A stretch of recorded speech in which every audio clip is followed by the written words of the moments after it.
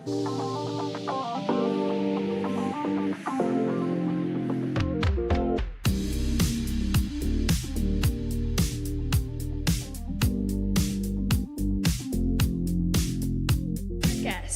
please settle down and take your seats as we will begin shortly.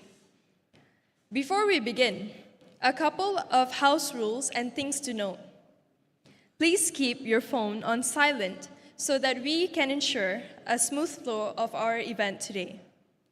Washrooms are located outside here to the right. During the panel sessions, we will be taking questions from the floor and also online. You may submit your questions by scanning the QR code you see here on the screen.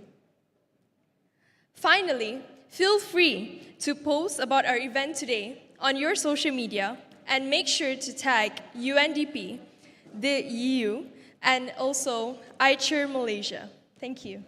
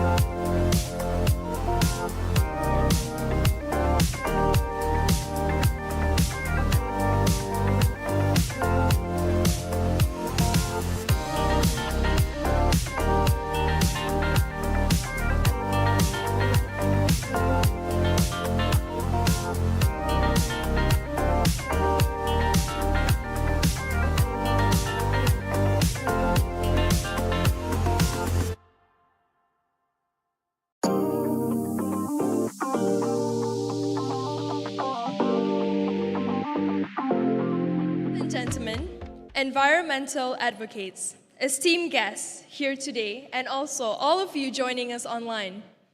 Good morning, and welcome to today's event. Thank you for spending your Sunday morning with us today to discuss this very important topic. My name is Debbie Diendra, and I am an A-level student and a youth advocate. And I'm very excited and honored to be your MC this morning.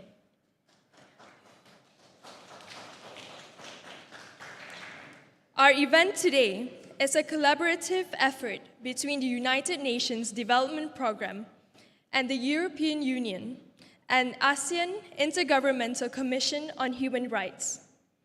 This event aims to bring together the climate community, environmental media, and businesses to dissect issues, share learnings, and collaboratively discuss what a meaningful declaration would contain, how it could be applied, and what this could mean for ASEAN. So today, we will dive deep into youth on the right to a clean, healthy, and sustainable environment with, first, a spotlight session with His Excellency Edmund Bond, representative of Malaysia to iCheer. And second, a panel discussion with climate policy advocates, and environmental and human rights defenders. Without delaying any further, I'm pleased to welcome Mr. Edward Verkic, Resident Representative AI of UNDP Malaysia, Singapore, and Brunei Darussalam, for the welcoming remarks.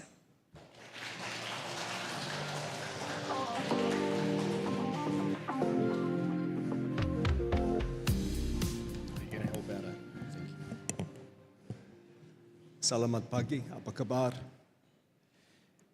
Thanks for coming on a Sunday morning. We really appreciate it.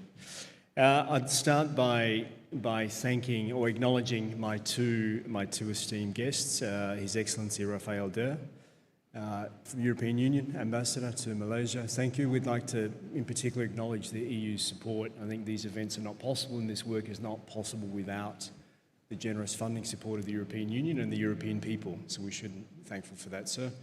And His Excellency Edmund Bond, who is the representative of Malaysia to ASEAN Intergovernmental Commission on Human Rights. It's quite a mouthful.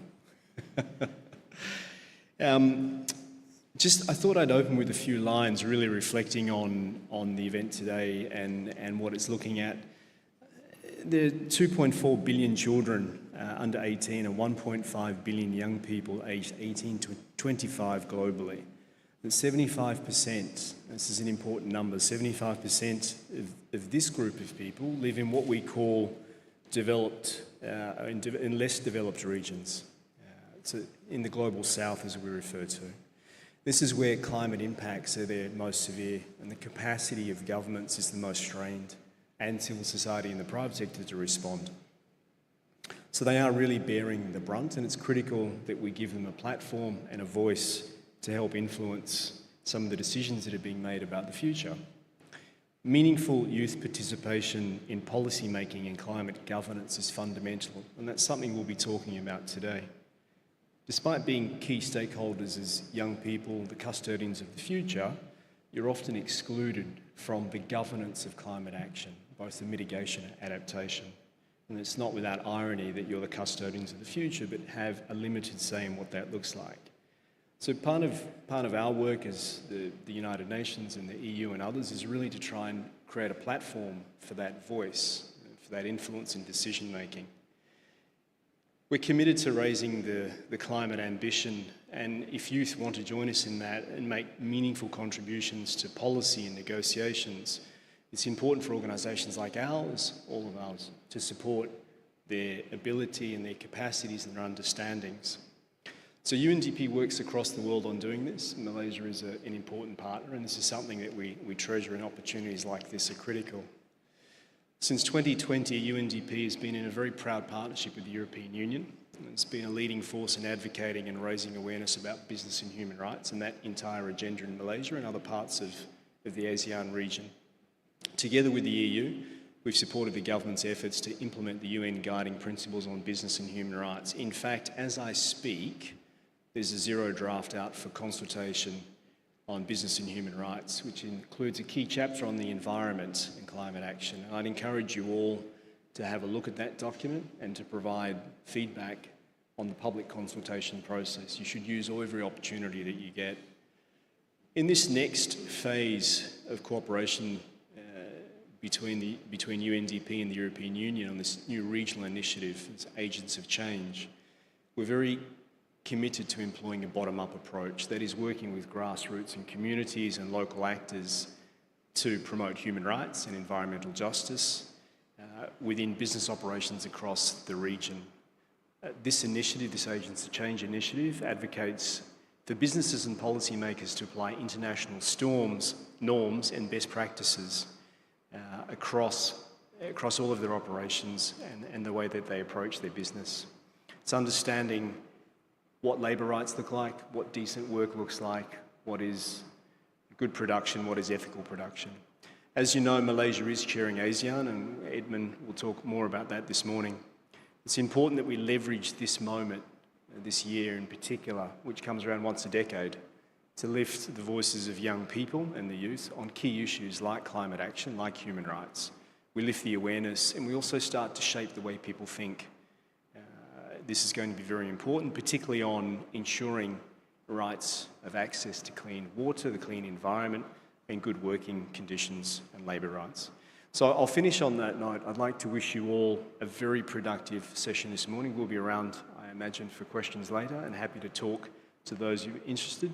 And just to reiterate again our thank you to the European Union and to Ambassador Edmund coming this morning. And on that note, I'll finish and hope you have a productive session this morning. Thank you.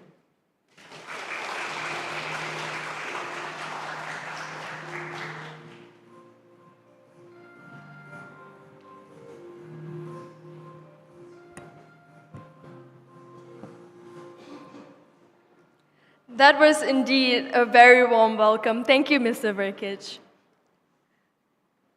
Ladies and gentlemen, let us now welcome His Excellency Rafael Dyer, Ambassador of the European Union to Malaysia, for the opening remarks.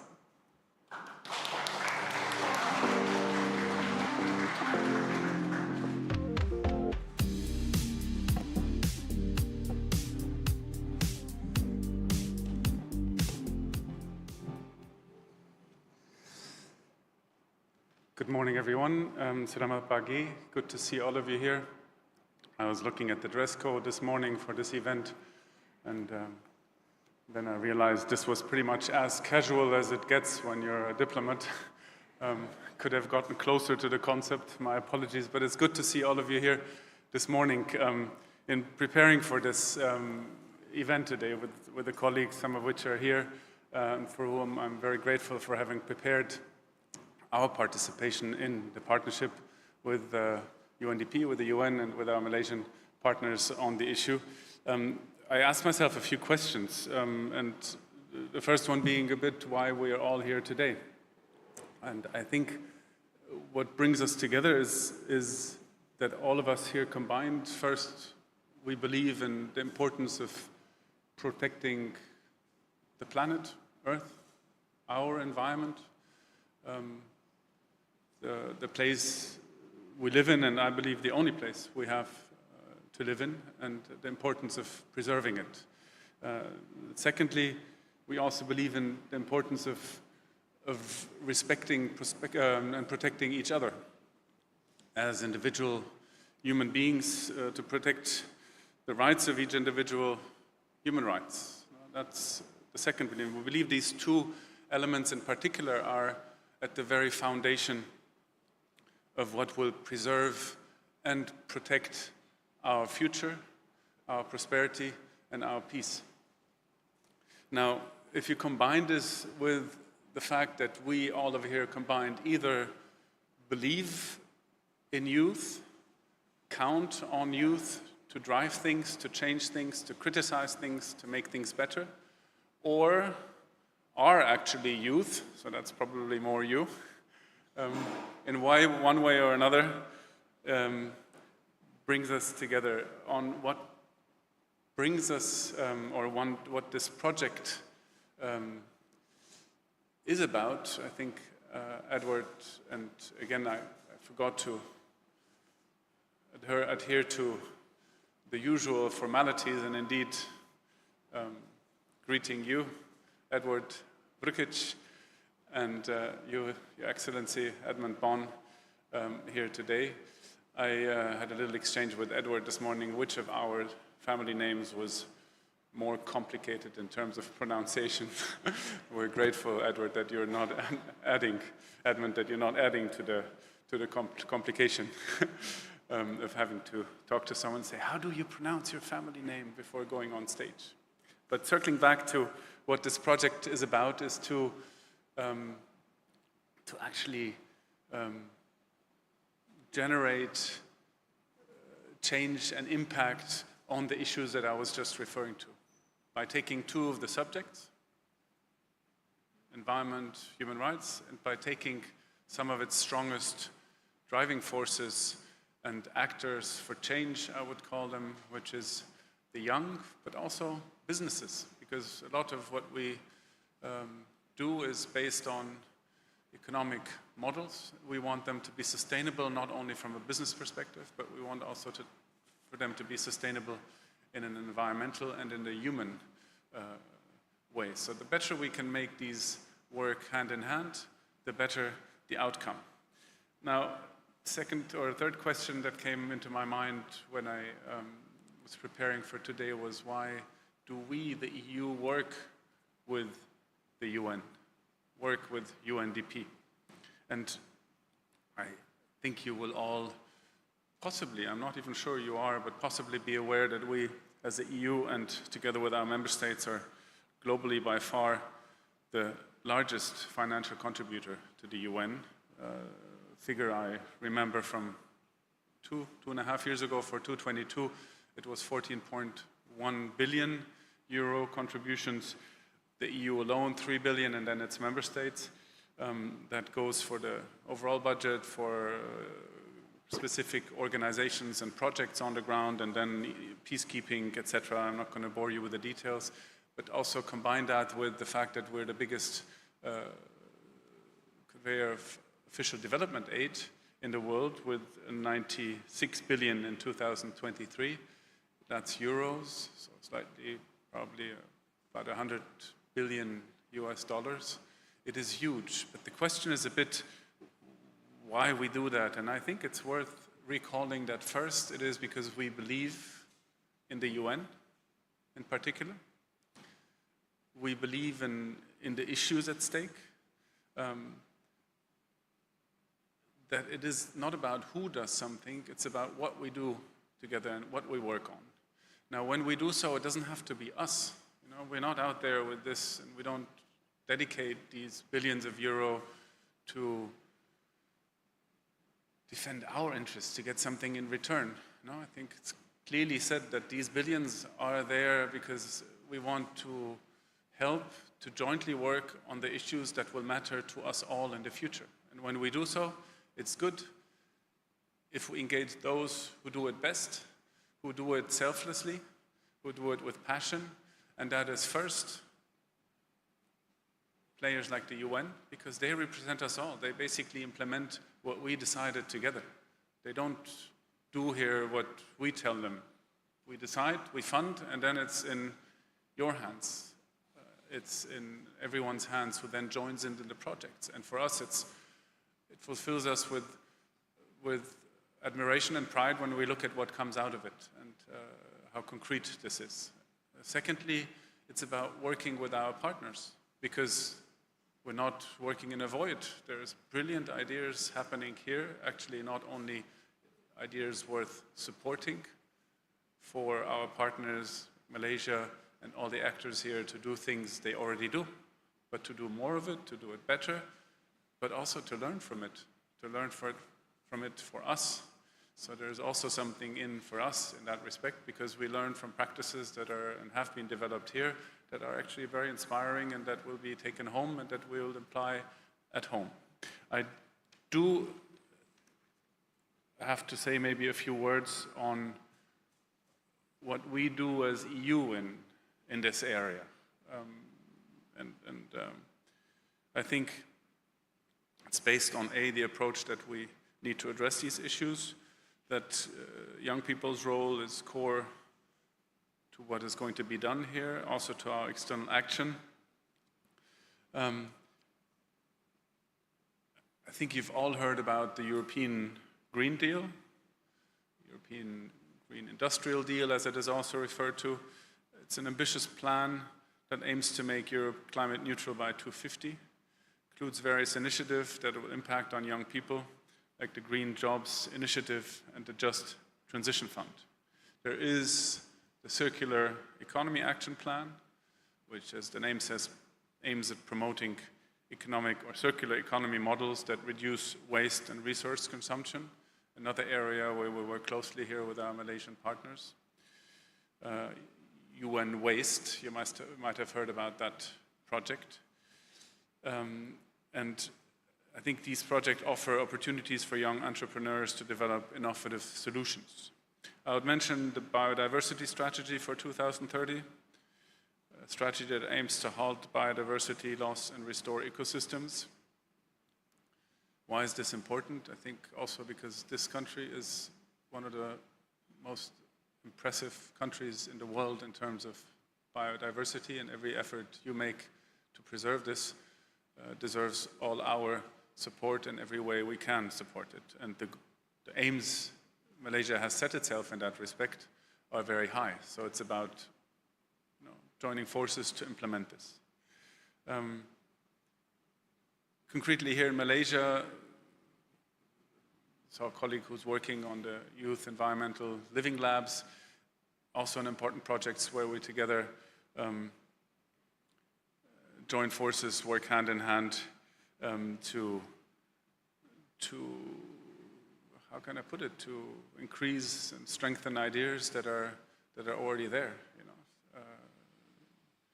Help those who want to do something out of an own motivation. I think I'll stop here because you don't need a lecture on all initiatives. I think what is important to say is that if we take these, if we have decided on these, if we promote these, if we talk about them, I think no one in Europe has the thought of saying this is how you have to do it or this is how it's done best. Clearly not. I think this is our ambitious way forward that we have decided on. I think it is ambitious. Clearly, it costs a lot of effort.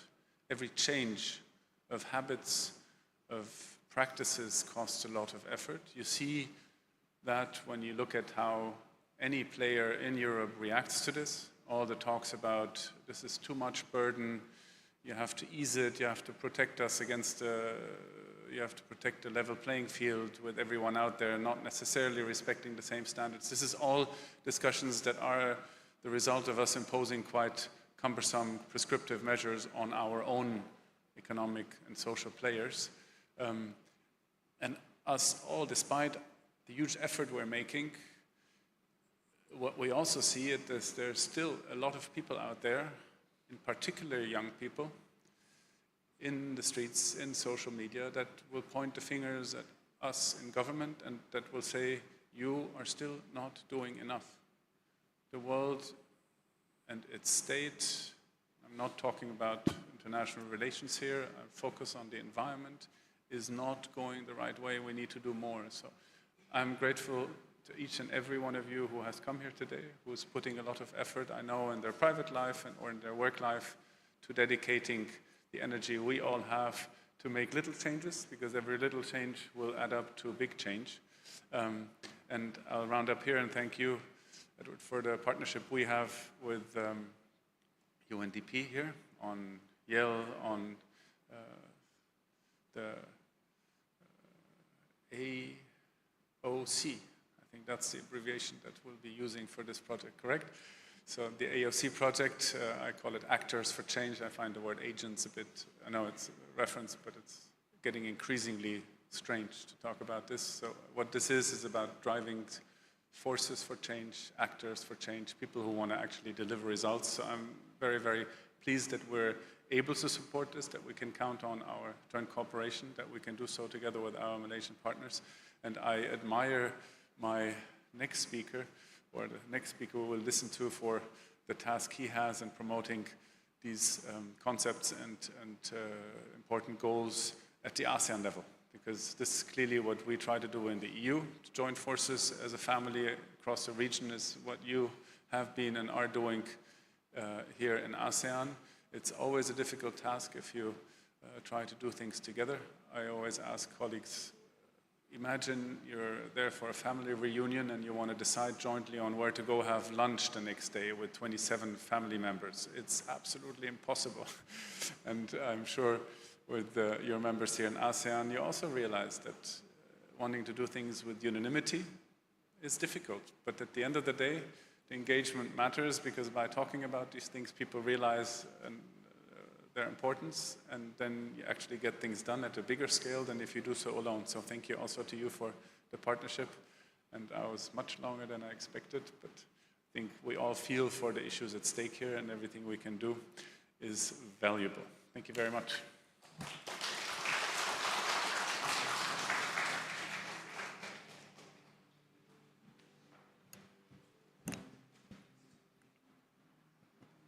Thank you, Your Excellency, for the opening remarks. Now, before we move on to the next item of the agenda, let's have a quick group photo. I'd like to invite all our guests to stand and move to the front. The photographer will be taking photos from the stage.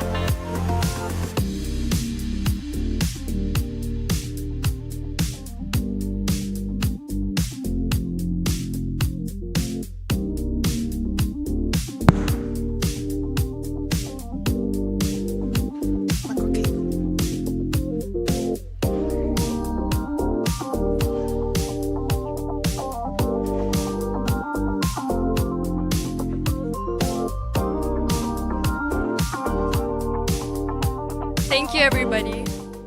Okay. Okay.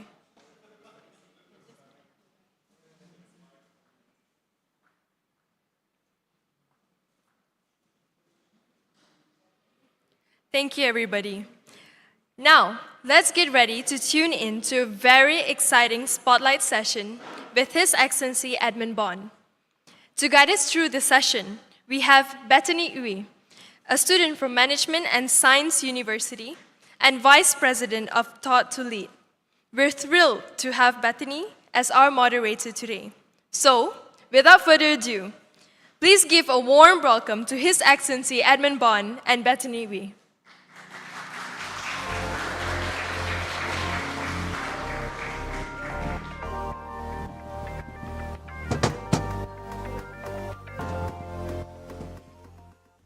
Test. Okay, so good morning, everyone. First and foremost, I'd like to say thank you so much towards UNDP for inviting me to moderate for this forum session today. So my name is Bethany Uy. I'll be the moderator for this forum session with Mr. Edmund Bond, which is the representative of Malaysia to the ASEAN Intergovernmental Commission on Human Rights, AICHR, from 2016 to 2018, and again from 2024 until 2026. So Mr. Edmund has been active in legal practice since 1998 with over 25 years of experience working with businesses, states, and non-governmental organizations to promote and protect human rights. Maybe Mr. Edmund would like to introduce himself better. Good morning. Thank you very much, Bethany. I want to thank UNDP, Edward, and Ambassador also for supporting this, and UNDP for inviting me. I like to talk to the youths because I'm no longer a youth, but I know how you all feel. And I want to say that during this session, I want to be as informal as possible, and I want to try and talk to you in terms of what you are doing, because Jihan has been telling me a lot about this project, and I want to help push this along, and we're very supportive of that, this process. I'm sorry that we are here on a Sunday because Jihan asked me she asked me a long time ago. I said I can't do this on yesterday because I went up to Gunung Nuang. I went up yesterday. We just spent about 14 hours going up and down slowly. But to enjoy the environment so that I can appreciate it to come to talk about it today on a Sunday. But I don't want to introduce myself, so we can just go and talk about it. All right, thank you so much, Mr. Erdman. So what we're going to do today for this session is that first we're going to have two questions asked from our organizers today, and then we're going to move on questions from the floor, which is participants online and also everyone that's here today. And then we're going to go back to a couple more questions for the session. So then I guess we will start with the first questions. Where are the participants online? You can't see them. You have? YouTube Live. Okay, so the UNDP's takeaways on the IPCC 6th assessment report relays a state of emergency on climate change. Every increment of warming will result in rapidly escalating rollbacks and risks, shifting scale of food and water insecurity. And any form of procrastinated is deadly, and also all these impacts are deeply unjust, leaving the most vulnerable behind. Businesses and also human rights actors are grappling with the consequences to ensure that we are demanding greater accountability from businesses for human rights abuses and uneven commitments from industries to prevent environmental catastrophes. So the question is, could you start us off by sharing what this means for a region like ASEAN, a key player in global supply chains, but also homes to millions of people who now bear the worst impacts? Okay, first I think it's a bit too technical, too complicated. Let's just strip away that kind of technicalities. Today we talk about it informally. I think there are a few things I wanted to say. I actually wanted to be brutally honest today. I thought it's an informal session, that's why I came in jeans and all. Then I realized there were cameras. So then I asked UNDP, is it going to be shown? So if it's going to be edited and it's going to be shown, then I can't be brutally honest. Because I need to, work within some confines. But I'll try my very best as a Malaysian and understanding what you all need to be as honest as possible. That's number one. Number two, I think in essence, basically whatever report that you said, Paris Agreement, everything, this country is going to, not this country, this world and this planet is going to burn, right, before, basically I'm going to die, but for me I'm going to die before it burns. But you guys are just going to be here while the earth and planet is burning. In essence, that's what I keep saying. So I just keep saying that to the ICHA, I keep saying that to the people I speak to. And it is very, very important that the young people take up arms in terms of the advocacy to push for a better planet, for better protection of the planet. That's why I'm quite surprised for that project, BHR, B plus HR. I thought that we have started to use B plus HRE, right? Human rights and environment. Secondly, in ASEAN, if we want to talk about the environment, the language that we are using in the declaration, or at least some of us are pushing, is the language that combines what is in the ASEAN Human Rights Declaration and the UN resolutions, which includes the words safe, clean, healthy, and sustainable environment. So that's Article 28F of the ASEAN Human Rights Declaration. So for youth advocates, if you have not seen it, for our region, we already have a declaration. So don't talk about the UN. The UN is actually slower than us. The Universal Declaration of Human Rights in 48, they had no right on the environment. The ASEAN Human Rights Declaration 28F in 2012 had already recognized a safe and sustainable environment. So the question is, since 2012 to now, why haven't we done enough? Why haven't we pushed? And for the past 2 years, the commission, which I now chair, the ASEAN Intergovernmental Commission on Human Rights, has set up a working group. And this experiment to draft ASEAN declaration on the right to a safe, clean, healthy, sustainable environment is now at its phase where we are going through the draft. And we just finished a meeting in Langkawi. We are going through the draft for domestic consultation for a month to 15 March. That declaration has been combined. There are a few drafts, has now been combined, and is being shared with all the 10 ASEAN countries to have the discussion. So for all of you, your role today, if you can walk away from this Just one thing that you need to do is to start pushing the Malaysian government and us. We have already done our part. We are pushing the National Resources Sustainable, NRES, the ministry, right? Push them and ask them, when are they going to have the local consultation? Because you should be there at the table to start discussing that tax. That tax can and will be reviewed to you by government. The experiment for the past two years to draft the declaration is very interesting because we had youths in the working group. The youths came from the ASEAN Youth Forum as well as from different CSO groups around the region. So they had, of course, the table can't just be full of youths, right? We had the indigenous, we had the youth, we had groups of persons with disabilities, we have women and children. That whole working group had something like 20, 30 members, and we had 5 meetings. Before my time, the last meeting was in Kuala Lumpur after I was appointed, and that whole experiment came out with a draft that is something like 15 pages.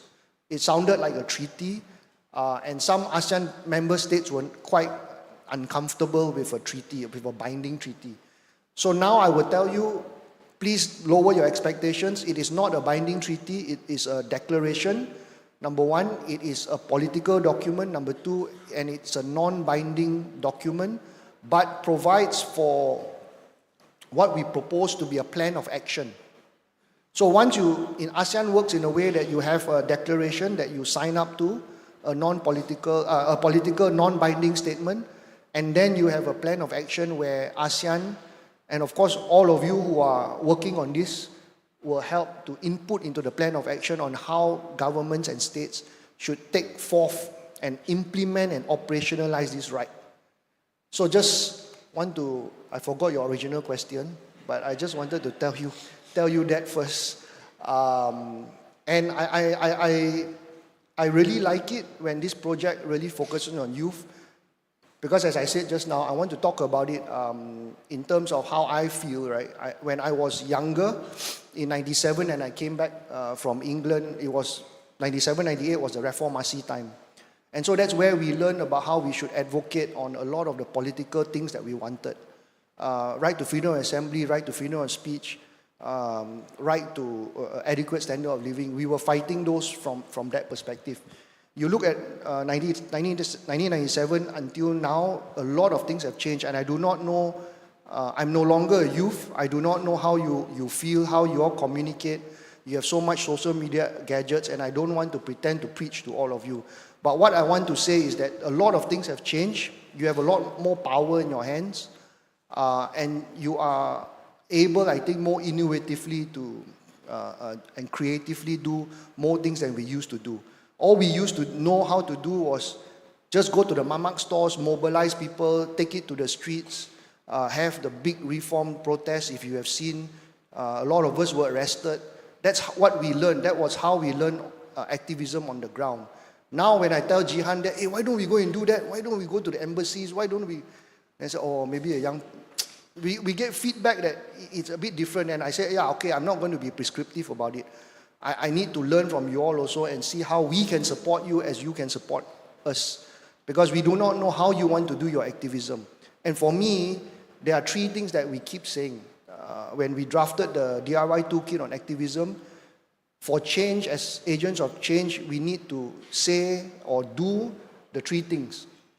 We need to have litigation, means we need to have strategic litigation, we need to sue the government, we need to sue corporations when there's breaches of human rights. The second thing that we need to do is that we need to have demonstration. So wherever is necessary, we need to have protests. We have 101 different non-violent methods of resistance. And thirdly, we need to have people in parliament and legislation to change the law, to improve the law. So you need to have these kind of 3 things before you can change things in any country, any place in the world. Litigation, demonstration, and legislation. How you want to do it, I'm very, very keen to find out. How you want to do it and how you're going to move forward with this project to try and embed these rights and try and protect the planet is something which you need to tell us, and you need to be empowered to do so. So that's what I understand this project to be, and I want to keep saying that We want to be very supportive of this, even if it means we are going to step on toes of governments, if we're going to step on toes of agencies, we're going to step on toes of businesses, we're going to step on toes on, the elites. So basically, it's a fight against a lot of the elites, and for us, where we are in some position of power and influence, we try our very best to be as an equalizing power for human rights in the region. I think just now Ambassador and Edward was saying, there's this, when you take photo, just now the photograph, right? Somebody say you have to do thumbs up, right? Or you do a heart sign, right? So I give you an example, right? In that time, 97, we never do this or never do this. We just do this. Or we do this. Where got we do this one? Or where we got do this? That just reminded me of that. But it's so different lah. Last time we just do this. Last time we were shouting Reformasi, in Masjid Negara and all of that. But now every do this, do this, like that. But anyway, if that's how you want to do it, it's how you. But it makes me feel young lah. That's why I want to thank UNDP and Jihan for forcing me to come here. It makes me feel young. I was just talking to Bethany, right? He's studying A levels, right? Oh no, you are studying A levels, right? You are doing degree, right? See, very good. Oh, sorry. All right, thank you so much for the answer. Now, I think I just want to drag back in regards to the declaration, right? Because I think a few days ago, I did read up on an article saying that there are a lot of countries who feel uncomfortable in signing the declaration because it feels like it's legally binding. So then it comes to my next question. So what are some of the challenges that AICHR would face to make the declaration a reality? Yeah, so I keep saying this and I will say it. I won't name countries. Specifically for the camera, I won't name countries. But there are some countries that are afraid to be held accountable. So making some statements that are a bit more binding, they're quite uncomfortable. Number two, there are some countries that will engage in the United Nations. They will engage with the EU. They will engage with Americans. But then when we say, why don't let's engage and elevate our standards in ASEAN, they're not very comfortable. I give you an example. All the 10 ASEAN countries do the UPR. You know what the UPR is, right? Universal Periodical Review, Human Rights Council. It's at the UN level. We talk about human rights records at that level. But when we want to try and talk about human rights records in this level, at ASEAN, people get a bit more uncomfortable. That's why we're trying to push a little bit to open the door, and that's where in 2023, Indonesia's chairmanship, we had adopted what is called the ASEAN Human Rights Dialogue. And for 2 years now, we have been doing this dialogue where we start criticizing, we start putting issues of each country. So of course, people will talk about Malaysia and we have to respond. But we can also talk about other issues that are important to the region. So to answer your question, accountability is one. Number two is this uncomfortableness, there's some discomfort about wanting to engage at the more international level, but not at our local level. And I think thirdly, sometimes some of our countries, even including Malaysia, some of the parts in the declaration are not actually in our law. We don't have express right to environment in the constitution, and we're trying to change that, right? But we have Tan Teck Seng, we have the judicial decision to try and use that by way of common law. But still, as we are engaging government agencies, there are certain things in that document, while not in our law, Malaysian government has agreed. Because I've managed to speak to them and say, look, this is an aspirational declaration. So we view it, Malaysia has no problem about viewing it as an aspirational document. While it's not legally binding, some other countries feel that being aspirational is also difficult. So what do you have in the declaration? The declaration in terms of environmental rights, environmental human rights, will have things on right to freedom of information, right to public participation, right of indigenous people. Some Southeast Asian countries have a problem with the word indigenous. We have no problem. Fourth, there will be right to access to justice and remedies. including due diligence, risk assessment tools. And the fifth one is, I can't remember now, but it's an important one. Something on accountability, freedom of information, public participation, and what I think we call the 5 pillars: vulnerable groups, indigenous people, environmental rights defenders.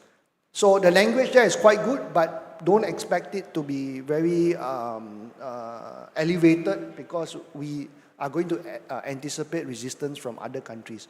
But I can tell you, I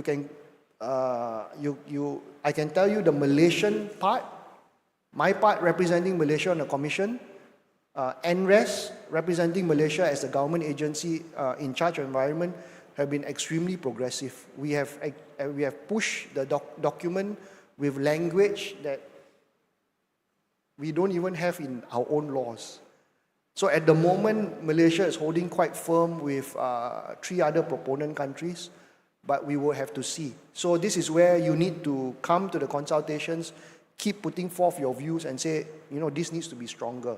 You need to tell the Malaysian government, you need to tell us that it needs to be stronger. Thank you so much. I think in the sense of accountability, right? So I guess when the day comes and the declaration is signed by all of the countries, in what sense can we hold these countries accountable if they were not to abide to the declaration? Yeah, so regional level commission works and relies on the domestic agencies. We have a standard that is regional, but implementation-wise has to be done by the particular member state. We have, however, have a communication mechanism where anyone and everyone, unlike the system in the UN, because we have no admissibility criteria at the moment, you can actually make the complaint to the Commission.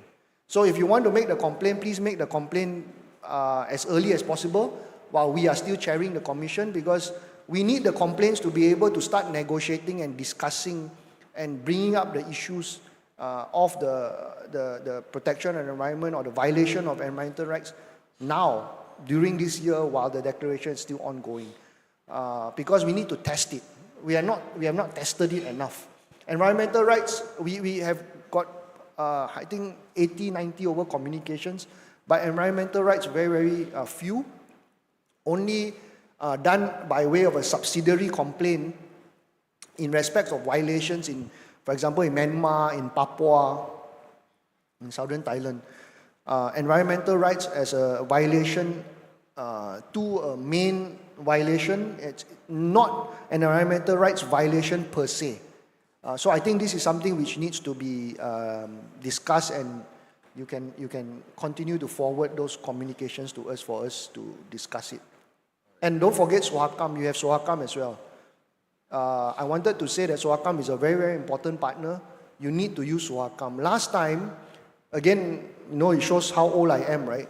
Last time, it's so hard to get the press to report on violations called human rights violations, because the government blocks the press, controls the press.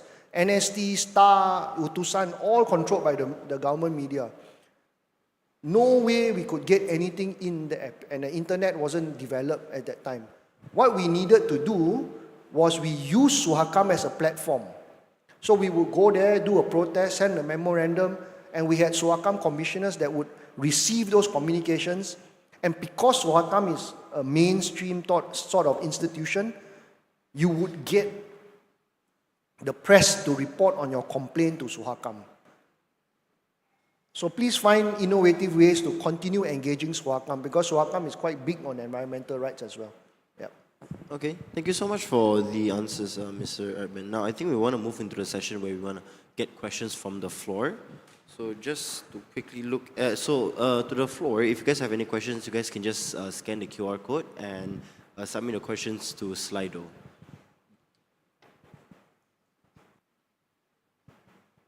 All right, so as of right now, do we have any questions from the floor?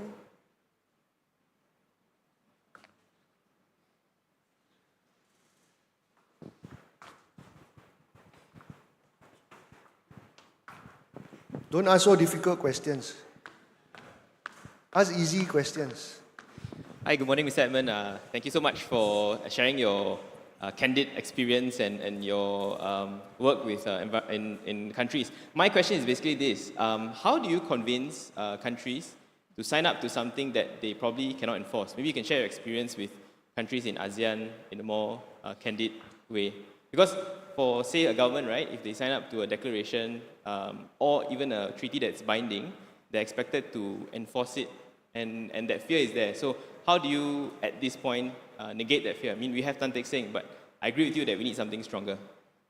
Thank you. Do you know that Laos and Cambodia have signed up to more international human rights treaties than us? We are the least in the region. Even Singapore signed up to 4, which includes ICET. Malaysia has only signed up to 3, right? The CRC, the CEDAW, and CRPD. So there is one argument from some countries, including our own AG, and I've raised it a few times, said we are only going to sign up to a treaty if we can comply. We are only going to sign up to a treaty if our law already provides for it. So I said, I think that's a very conservative position. If you're going to move to a more progressive position, or maybe take a halfway house, then let's move towards it. But the government's position, the Malaysian government position, based on the previous AG's advice, is that. On the other hand, there are some countries that, because of reasons local to their country, would sign up to ICCPR, ICASR, all those conventions. However, they have a lot of capacity, resource, and law enforcement gaps in implementing the treaty. So you will have these two types of arguments, depending on which approach you want to take. There are some countries that are saying, why should we be signing up to an ASEAN binding treaty when I cannot comply with it?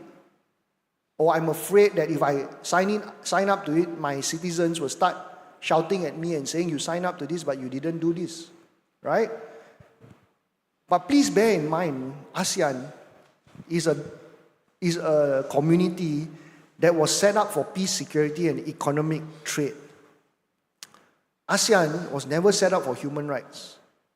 However, our predecessors and those that came before us have managed to bring human rights and the protection of fundamental freedoms into the ASEAN community building project. And now we have that commission. The thing is, ASEAN has not, even in the highest level on security matters, where there's a treaty which says it's binding, ASEAN still doesn't use those mechanisms. Transboundary Haze Agreement has a binding mechanism. Anti-trafficking in persons, active. 6 countries ratified, it comes into force. It has a binding mechanism. The Treaty of Amity, TAC, on security and peace and conflict, right? When there's a conflict like Myanmar, what do? You go to the high contracting party state, make the complaint, and then have a mediation. But are these mechanisms used? So I'm not defending ASEAN. I think it can be more progressive, and I've said it openly. This year I've been very hard on it, right? But I'm saying pragmatically, realistically, if you want a binding declaration or treaty, it's better off getting our countries to sign up to something at the UN rather than getting ASEAN to do it, because even with a binding treaty, ASEAN is not going to use the binding mechanisms. If you want to use it as an aspirational declaration for moral purposes and for that fight and gumption, right? We can do that. So the language of the declaration now, because it's non-binding, says promote this, intensify this, improve this, task this to do a regional action plan. So what I'm saying is, when it's non-binding, you will find that kind of language. But so long that the important language that we want to have or protect, indigenous people, right to freedom, public participation, right to freedom of information, due diligence, risk assessment tools, access to justice and mechanisms, in some form or way is there, we can then operationalize it by a plan of action and by way of the communication that I mentioned just now. You need to make the complaint. If Malaysia, for example, promises 50% cover, forest cover, but that forest cover is not coming, you litigate it in the Malaysian courts, right? You have to do it. But you also can make the complaints to the other bodies like the ASEAN Human Rights Commission.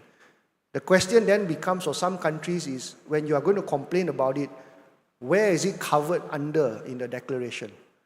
So you need to have a hope to be able to make the complaint, because the ASEAN Human Rights Commission, some of them will say, oh, the UNGA resolution and the UN Human Rights Council resolution and environment are not binding on us. They are just statements that, although we have agreed to. You know, there are some countries that say, we've all signed the UN DRIP, right? Except for, I think, Indonesia makes a reservation to it. Indigenous is masyarakat adat. There's a footnote to the UN DRIP. But all of us signed UN DRIP. Even the inclusion of UN DRIP in this declaration has been very contentious. Although the 10 ASEAN countries have sort of signed up to the UN DRIP. UN DRIP is not binding, but it's a declaration, and for us, we have been arguing it's customary international law already. So just to answer your question, there are these two views. And of course, some countries are less democratic than us. Or some countries pretend to be democratic. Some countries pretend to have elections, right? Some countries in Southeast Asia are not like us. They cannot accept even NGOs criticizing them. And NGOs are afraid of criticizing them because the moment they go back, they get shot. These are the things that as chair, I've known earlier, but as chair, I need to navigate these things and try and find a common position to try and advance a declaration. So I've been as candid as I can be. You can guess the countries that I'm talking about. All right, thank you so much for that. I think one more questions before we go into the prepared questions, which is from the, I think online maybe. How do you respond to the argument that economic growth should sometimes take precedence over environment protection?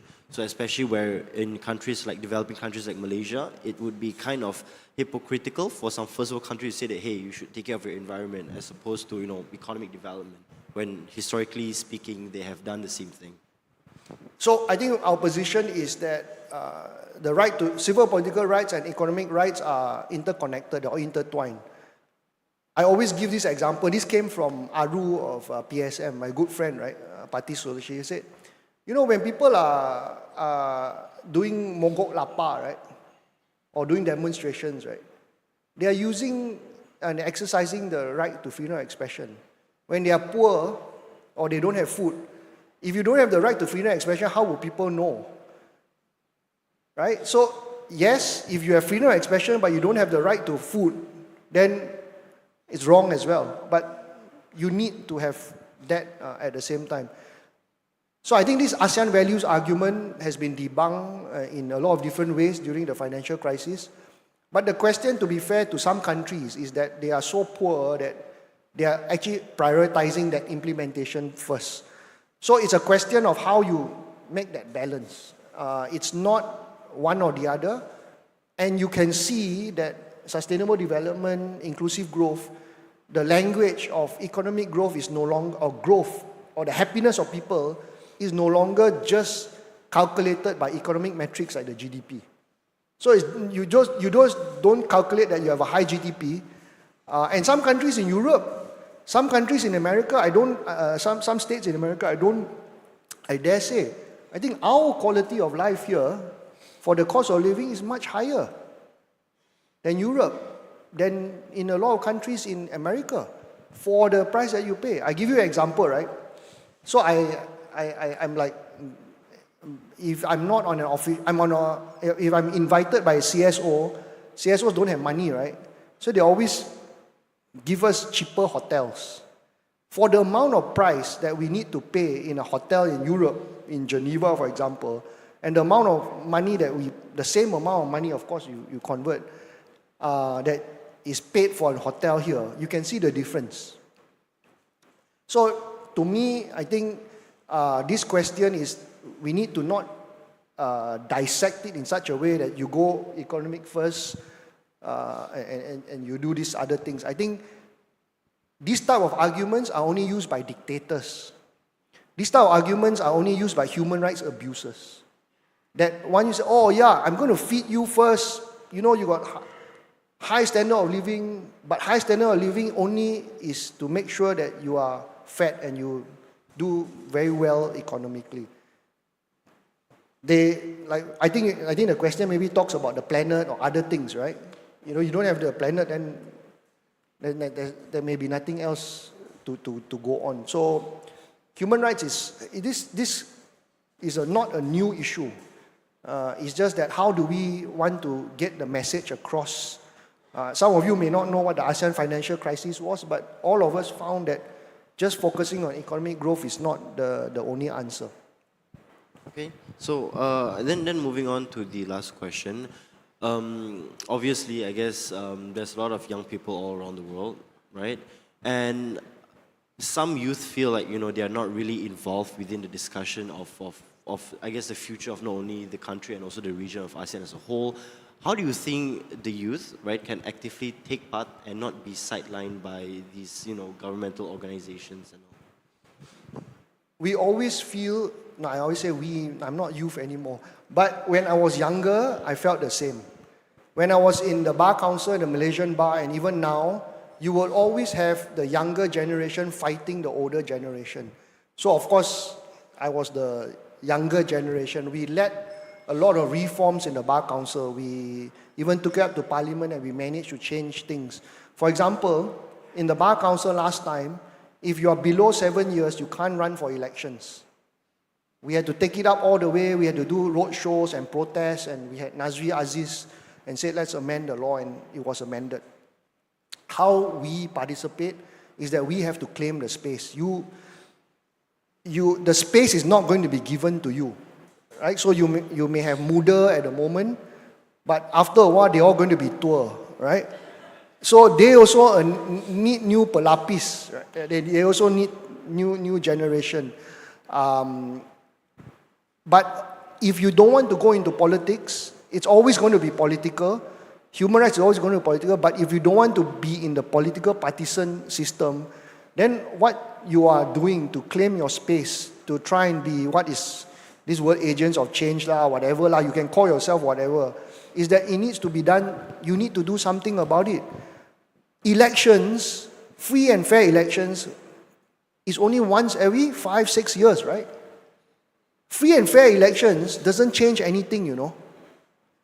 You only vote one time, and then you think that everything will change? No. Activism is a everyday thing. Activism, you need to become a professional activist. Or some of you are part-time. Last time I also part-time. Because last time we were not taught about activism. We do our law work, and then we go to the streets, and we do legal aid, right? But it's all part-time. All of us were part-time. That's why I want to keep pushing this scholar activism idea through the NGOs that we have, right? But that's another story. So we are all part-time activists. When you are a part-time activist within your own sphere and space, how do we mobilize for that kind of claiming of that space? Don't imagine that it's going to be given to you. And also don't think that just because you have done something small, it doesn't have an impact. That's not true. You have to keep doing it constantly and keep sustaining it. One problem I think we have in the human rights the secular human rights groups that we have, the NGOs, all of us speak a lot of English here, is that we do not reach out enough to more of the rural communities. We have that challenge all the time, and speaking in Bahasa, getting the masses involved. And I think this issue also for the youth, this Greta Thunberg effect, is like a lot of people saw it and then thought that, oh, it's quite sexy, or it's quite a good thing to do. So we need the Malaysian Greta Thunbergs and the Malaysian advocates for that kind of change. So yeah, I think you're definitely right. The only way for the young people to at least have a say is to just take the seat instead of asking for it. So I think that's what we have to do, right? Don't worry about your parents say. I'm actually not joking, but yeah, I know you're all of us worried what our parents going to say. Some of us have got it good, some of us have not got it good, but parents will be parents. They will worry about us. They will care about us. That's natural.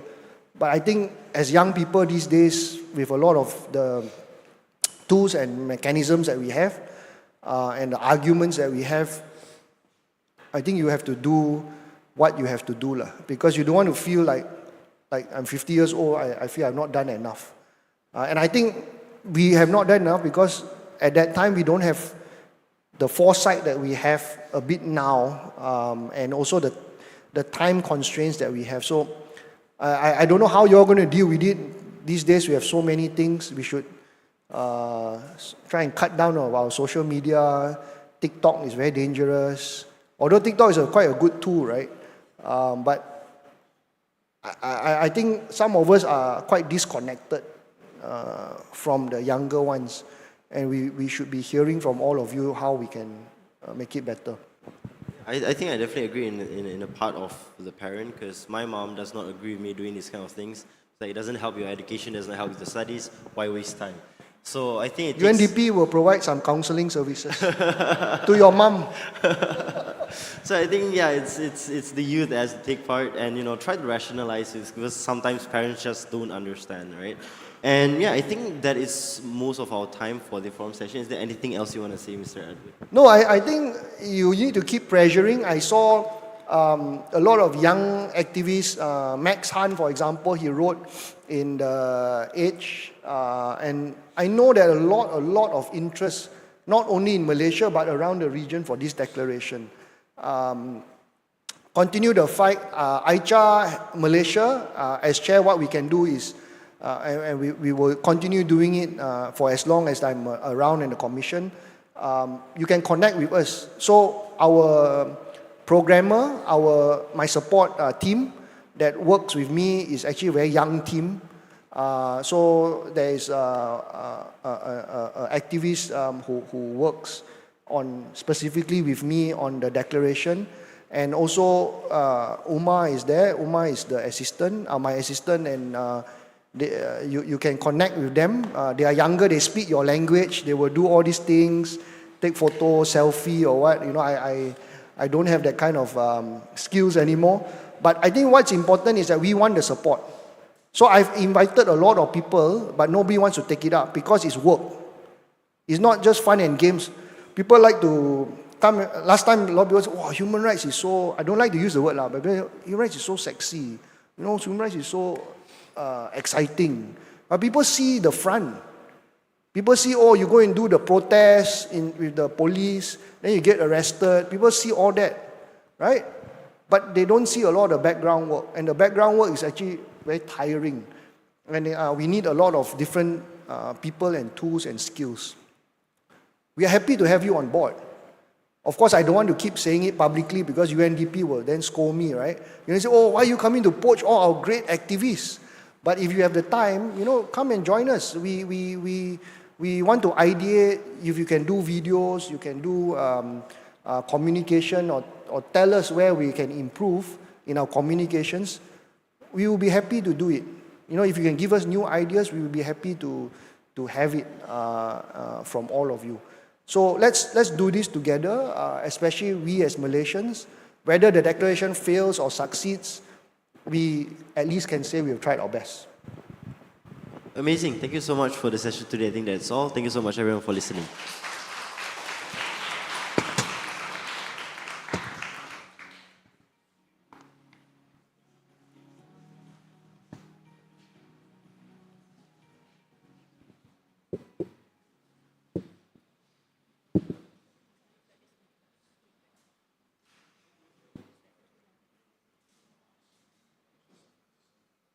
Wow, that was a very insightful discussion, if I say so myself. A huge thank you to His Excellency Edmund and Bethany for the engaging session, and of course, to all of you for your amazing questions. For now, we will proceed with a 5-minute break. We may resume our event afterwards. Thank you.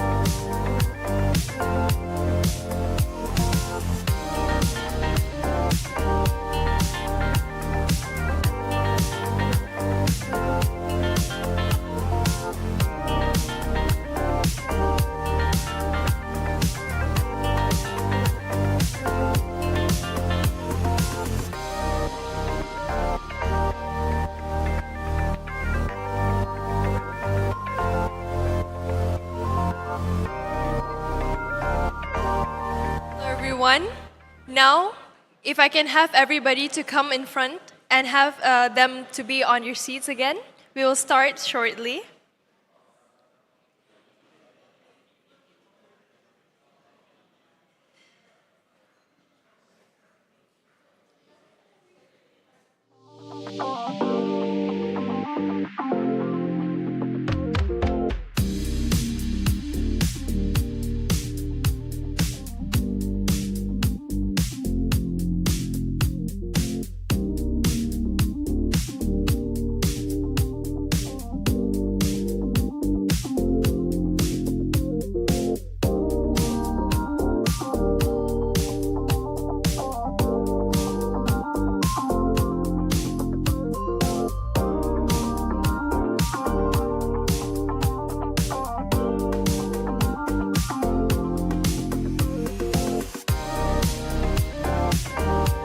Now that we have gained some valuable insights from His Excellency Edmund, let's keep the momentum going with an exciting panel discussion. We have an incredible lineup of speakers. Please help me in welcoming Aru Ajuni, Communications Director of Climate Action Malaysia, Arif Amir Ali, Director of Advocacy from Youth United for Earth,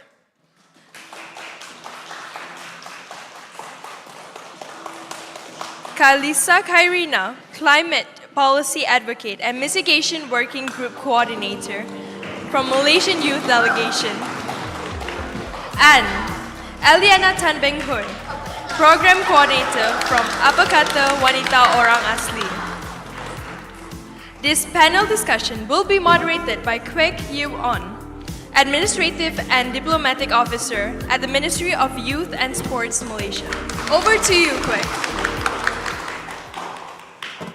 Thank you, Debbie. A very good morning and salam sejahtera I wish to everyone here and online. My name is Kwek, and my background is in biodiversity policy and law, but currently I'm posted to the Ministry of Youth and Sports. First of all, I'd like to thank the organizers for inviting myself and also these amazing panelists today, and I hope we can have a very fruitful learning session on this beautiful Sunday morning. So before we begin with the four panelists, I'd just like to give maybe 3 points for us to ponder, and these 3 points will be the main things that we'll be discussing. First of all, it is undeniable that we're in the middle of a climate crisis. The IPCC reports actually show so much data to prove that the world has changed, and the world is changing in our generation. It is also true that youths are disproportionately affected. Number one, because we are the ones who are going to inherit this burning world, like what Edmund said. But at the same time, we are the ones who are least deciding or having a say in what is going to happen, the policies that we have to put in place, the laws we have to put in place. The third point is undeniably youth are also the answer. The same way that we are going to inherit this world is we have to be part of the solution. So I'd like to leave you with these 3 things before we start with the session today. And also this session will be conducted in both Bahasa Melayu and also English. All right. So we have already introduced the speakers. We will first start with 2 rounds of questions that have been pre-prepared, and then we'll take some questions from the floor as well as you online before we end up with a wrap-up session. How does that sound, everyone? Good? All right, great. So we'll start with Arrow, right? When we talk about climate and environmental concepts, it can be very complex. I'm sure you agree with me. But your organization, Kami, does a lot of work on the ground to engage with media and journalists. Can you share some examples of these challenges and how you solve them as a communicator for Kami? Thank you, everyone. Today is one of those lucky days where I get to be on a panel with my friends. These young people are all my friends working on the ground, so very happy to be here today on a Sunday. So I was never appointed to be a climate communications director. I think as any young organizations, we kind of build our positions ourselves in the organization, especially if you're starting from grassroots with no funding, volunteering, right? So you kind of build that position yourself.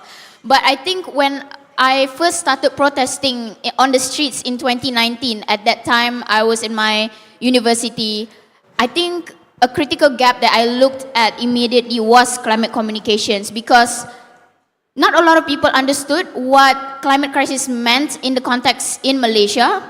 I am sure 2019 you guys tak nampak lagi all those infographics on climate, all those orang asli issues integrating with climate justice. We didn't see any of those. But in the past 3 years, it has developed into where we are today, right?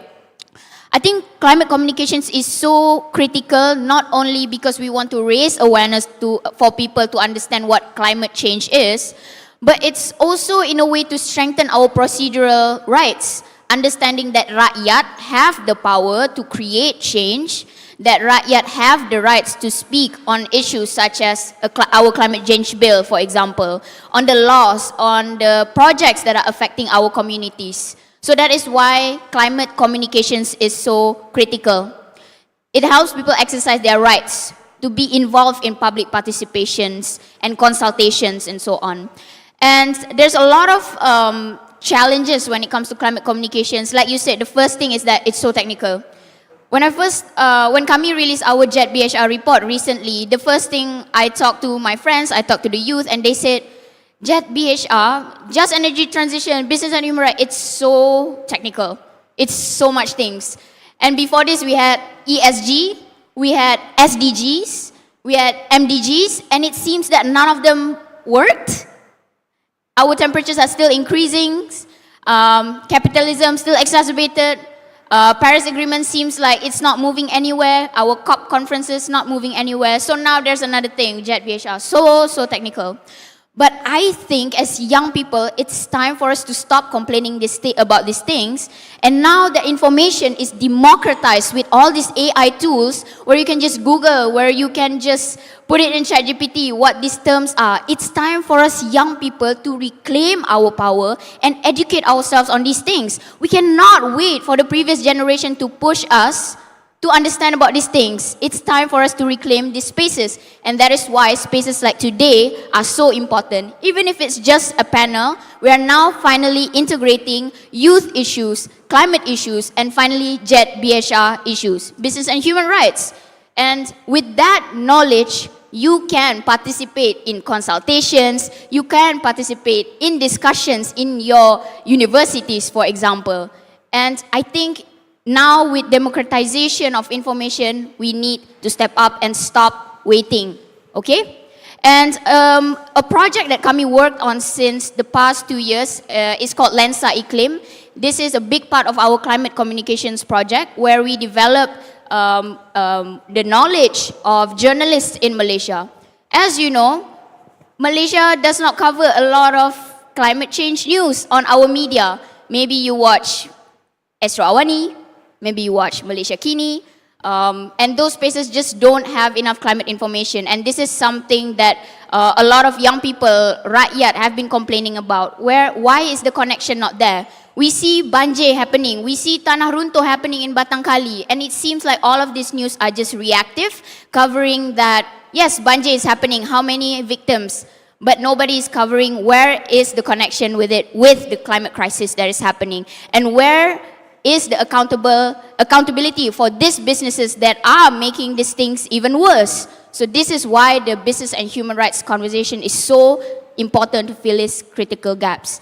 And a lot of journalists, it's not that a lot of journalists don't want to cover this news. It's actually because there's lack of interest, not only from rakyat and young people, but also editors in the news desk itself.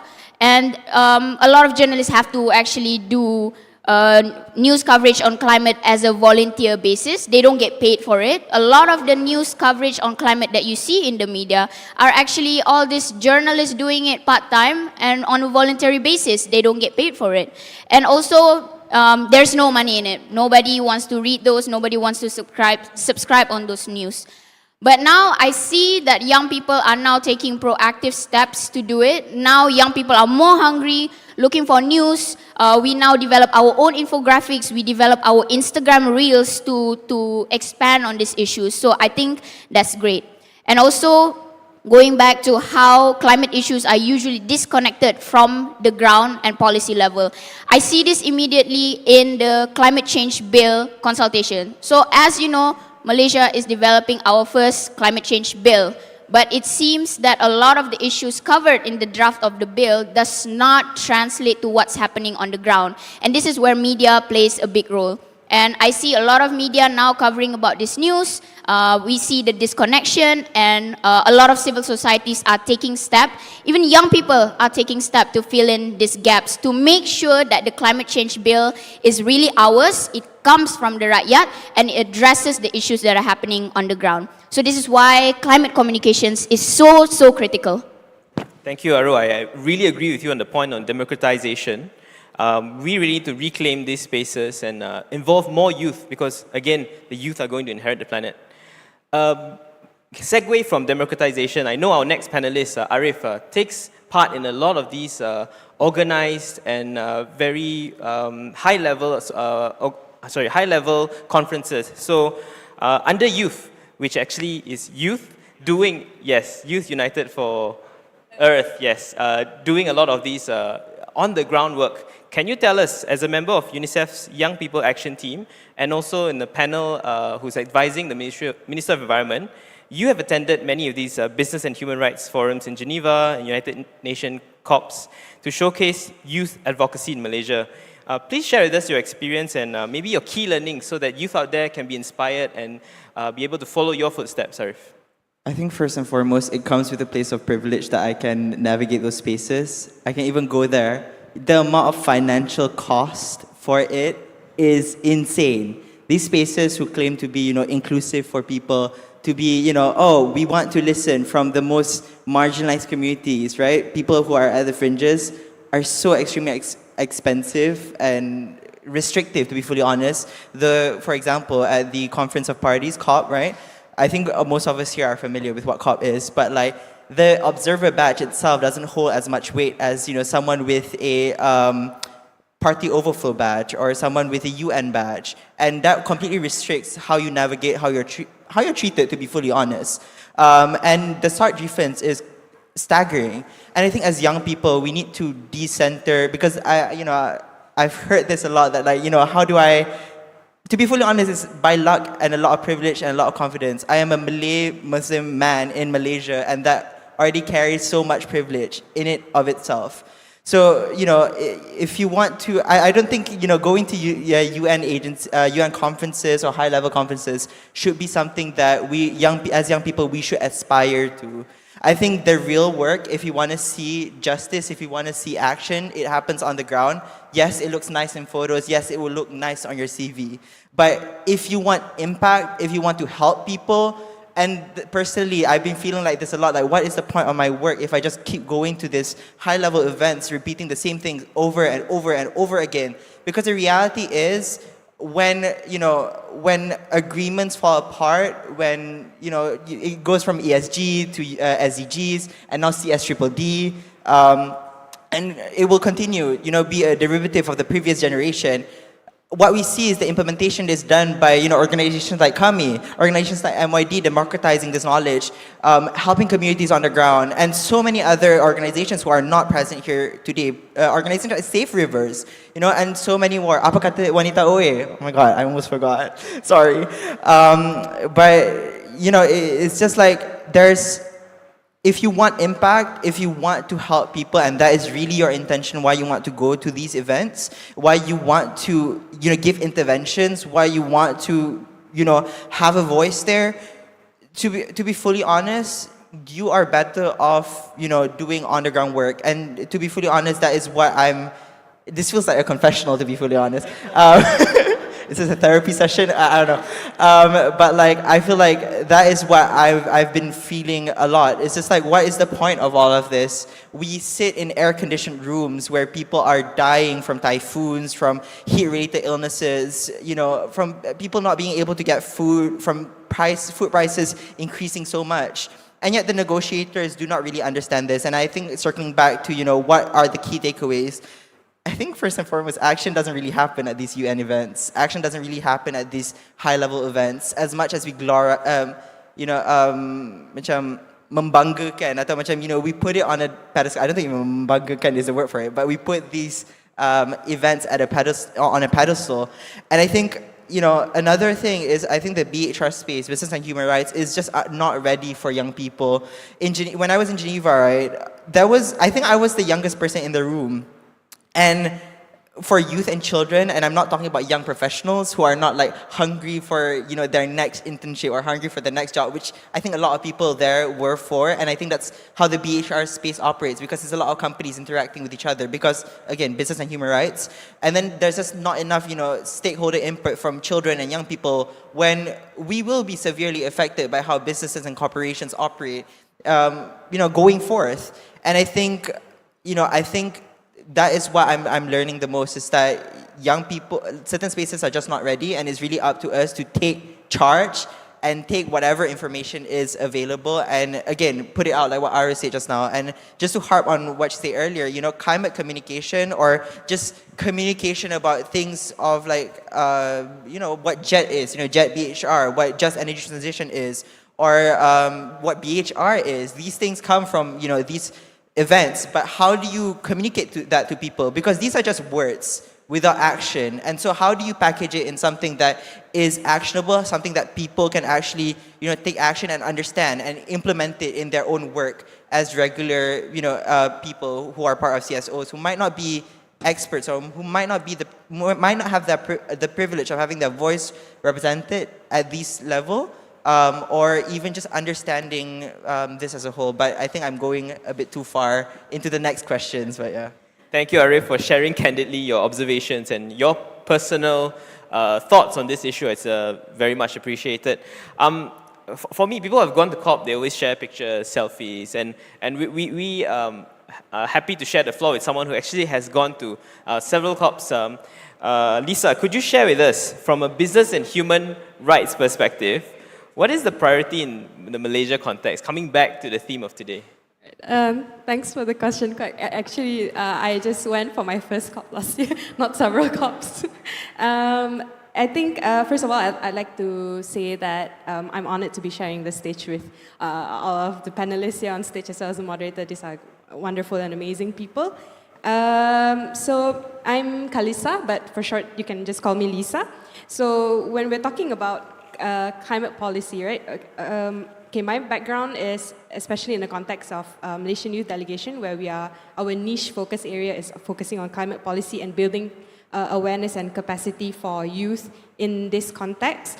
Climate mitigation is basically anything that reduces greenhouse gas emissions, and how do we enhance this carbon sinks that's available. So in the context of like business and human rights practices, how do these businesses reduce their emissions, but at the same time safeguarding, ensuring that their operations safeguard the community's right to a safe, healthy, and sustainable environment. So in one way, businesses must ensure that their actions doesn't further cause like environmental degradation, and while actively contributing to a just and sustainable transition. So meaning taking initiative rather than just like doing things just because you have to do. So in the context of like Malaysia, I feel like, especially in business and human rights, the priorities, I'd like to look at it in two ways, where we look at it in terms of like systemic change, where we are touching on like policy, businesses, technology. So these things focuses on like transforming entire systems, right? So for example, in Malaysia, I would like to highlight more on the energy sector, since it is the largest contributor to our national greenhouse gas emissions, which accounts for 79% of our emissions, at least in 2021. So in this sense, like businesses should be transitioning to renewable energy sources and adopting like energy efficient technologies, but it has to be also ensured that it doesn't violate human rights. So, for example, when it comes to like renewable energy projects, right, everyone is shifting towards solar and whatnot. So it should also respect the land rights of local and indigenous communities. So that is an example of like business and human rights in action. So And then we also have like, in terms of like policies and regulations, it has to incentivize these businesses to adopt low carbon practices, because without any incentives, there's no motivation for these businesses to actually shift towards this low carbon economy. So this includes like mandatory environmental and social impact assessments, and as well as, I think one more key thing is to have a transparent reporting on emissions and human rights practices. I think there's still a lot to be improved on in terms of like transparency. And I also touching on education, I do agree on Arrow's point about how now we are in the age of where we have social media, where we have Google, we have AI, we have all these amazing tools at the palm of our hands. We should use that to empower ourselves and equip ourselves with this knowledge. But I'd like to add as well, there is so much an individual can do, so I feel like it has to be also supported by all of the other stakeholders that can be involved, such as businesses. So in this case, it's like maybe we can have like businesses partnering with schools and communities to integrate this climate education, as well as like, for example, businesses can also, I think some of the things that has been pointed out, like when it comes to like climate action, right? A lot of us are doing this on a part-time voluntary basis. There's no money in it. Maybe it can be helped through funding, and then through support and like in terms of like amplifying voices, such as this event, where we have like people from a variety of background, where we have like the youth perspective, we have the indigenous communities perspectives. So it's like sort of a very diverse perspective. And ultimately to like empower communities. So by supporting like local initiatives, and not only through tree planting, I feel like there's been a lot of like emphasis on tree planting. It's beyond that. So, I would say as someone coming from a civil society, and I'm doing this on a voluntary basis, and I also like to also share the sentiment with Arif, where it is a privilege to be able to go to these spaces. And to be honest, I find it even a privilege to be able to do this on a voluntary basis, because there are people who don't have the access to do this because they have much more urgent needs. So I just like to point that out. And so in terms of like community empowerment,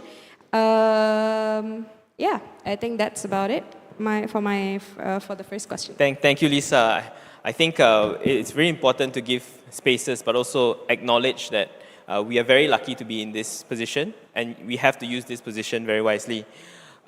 Building on the themes that were spoken by Ambassador and also Mr. Edmund Bond earlier, kita perlu sedar bahawa dalam konteks Malaysia adalah penting untuk kita mendemokrasikan dan bertindak di peringkat yang lebih rendah atau peringkat yang lebih lokal.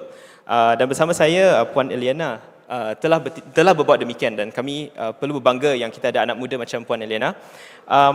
Kita juga perlu meningkatkan program-program dan juga bahan-bahan advokasi dalam bahasa Melayu. Dan apa kata wanita telah berbuat demikian, menggunakan media dan filem sebagai alat untuk memperkasa wanita orang asli.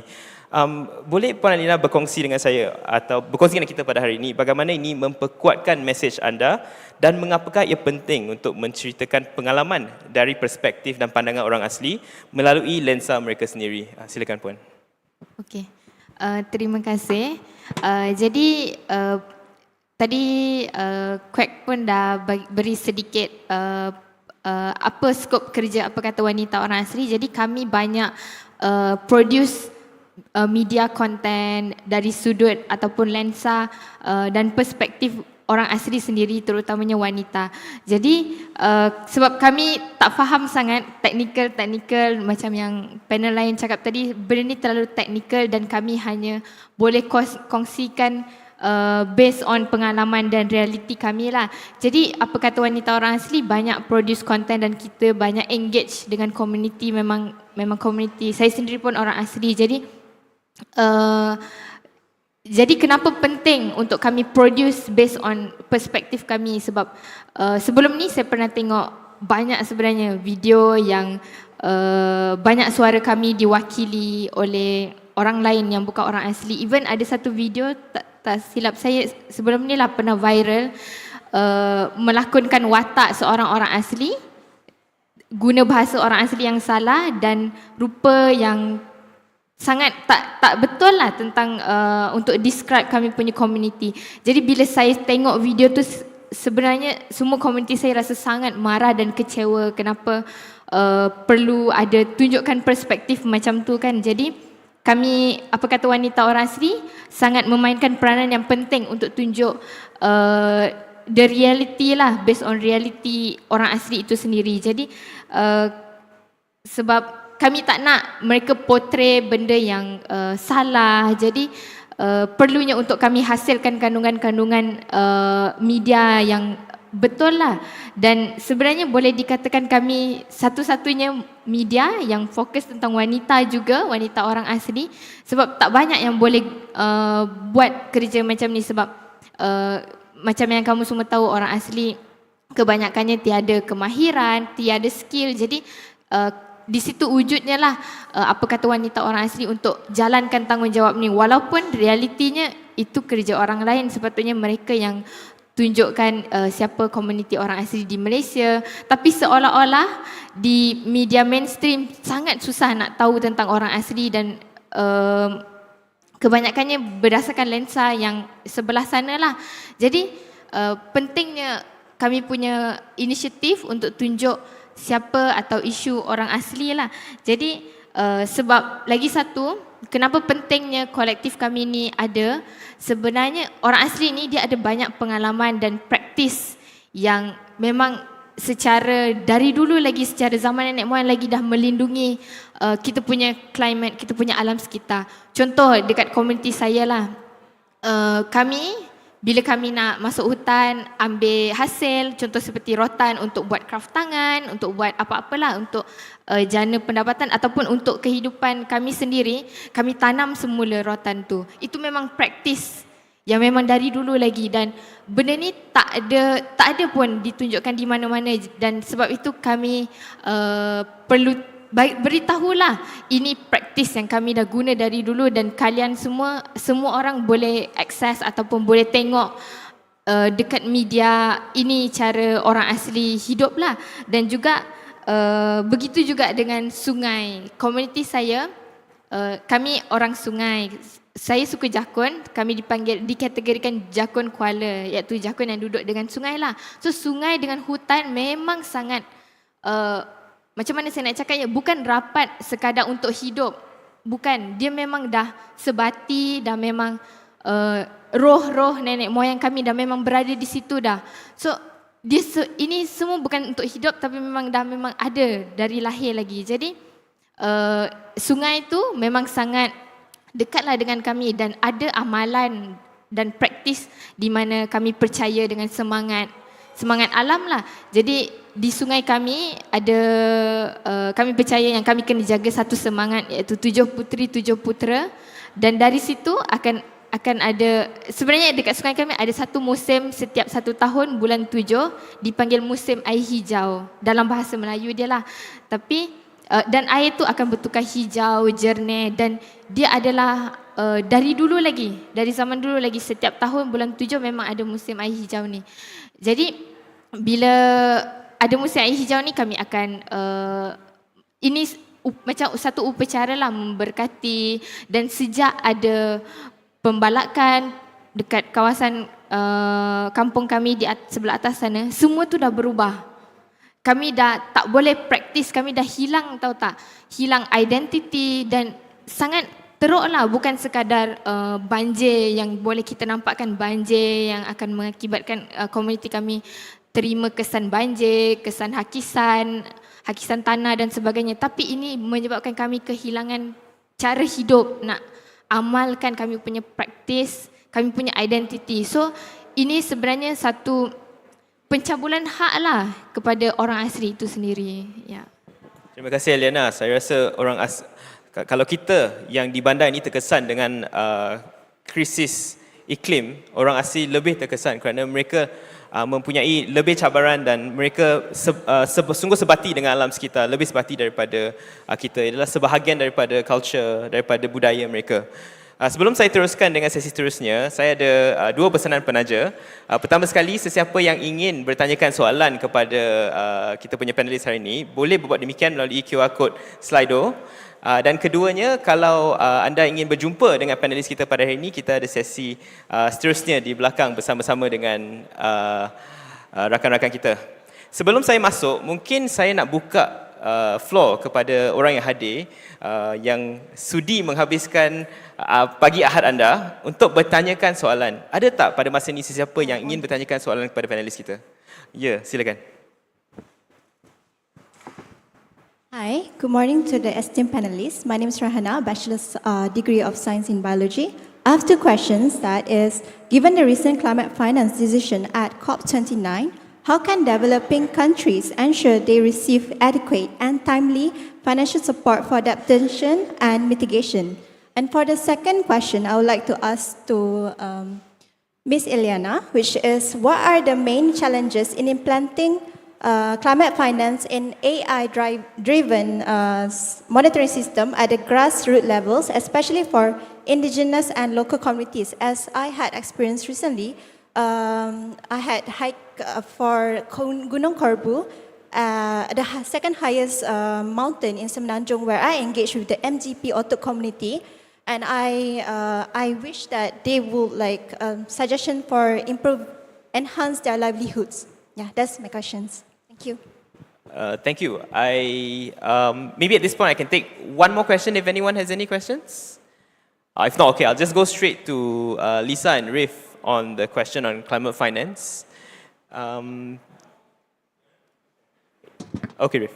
That's a hard question. In 2 minutes, Rif. Yeah, in 2 minutes. Okay. 1 minute. Okay.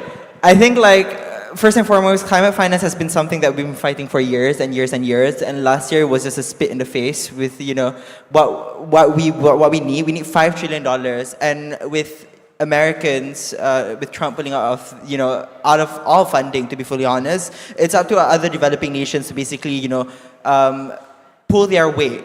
I think countries are starting to understand the benefit of actually investing in it, but it's just not fast enough. And there are multiple measures, again, the CSDDD that I mentioned earlier could be another potential where we get CSDDD, for those not aware, is the Corporate Sustainability Due Diligence Directive by the EU, and it has been seen as almost a potential for I guess it's the next ESG, right? And it's hopefully going to add more private investment into into climate finance, into the climate fund. But I could be completely butchering that term. But yeah, I think in terms of getting the proper funding from other developed nations, it will be a continuous struggle at COP with people protesting as usual. People are already planning for this year in Belém, and it's really just trying to figure out what to do with what little money that we have right now.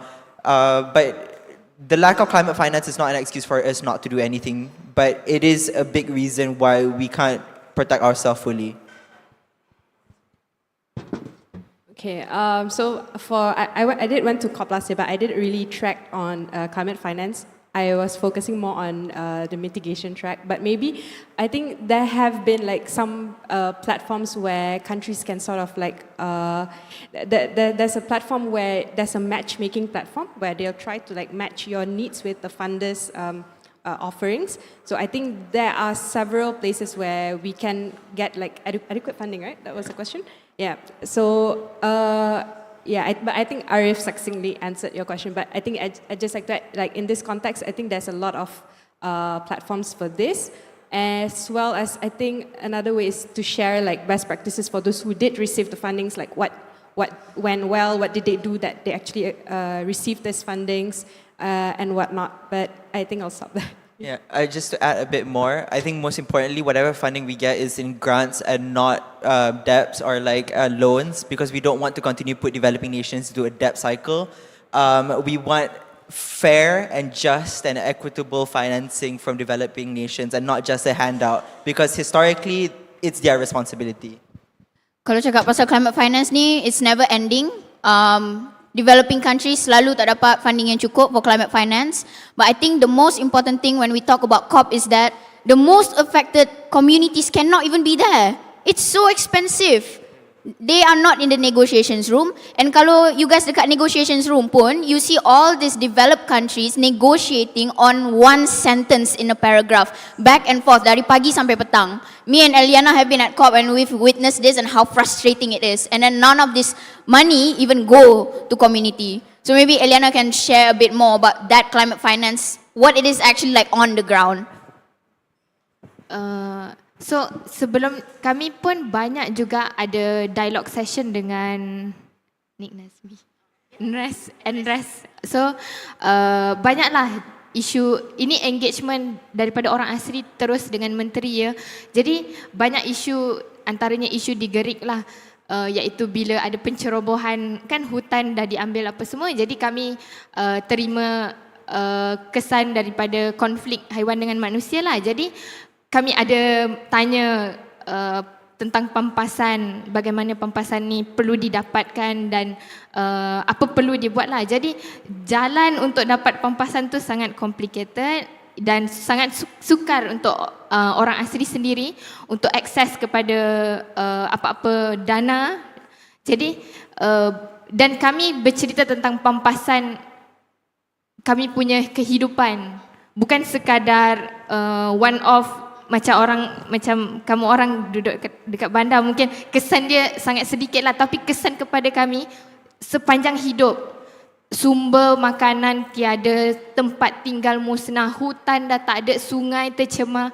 Kalau kamu orang pernah baru-baru ni dengar tentang sungai Red River, sungai maut di Kampung Kelaik, Gua Mesang, Kelantan, yang tu lagi teruk. Sungai, saya terkejut sebenarnya, saya sangat kecewa bila dengar berita yang ada headline dia, derita 15 tahun berakhir. Saya tak percaya, saya tak boleh terima benda tu. Dan komuniti sangat-sangat marah dan kami sempat interview dengan komuniti di sana. Mereka sampai cakap yang kami ni lagi rendah daripada binatang.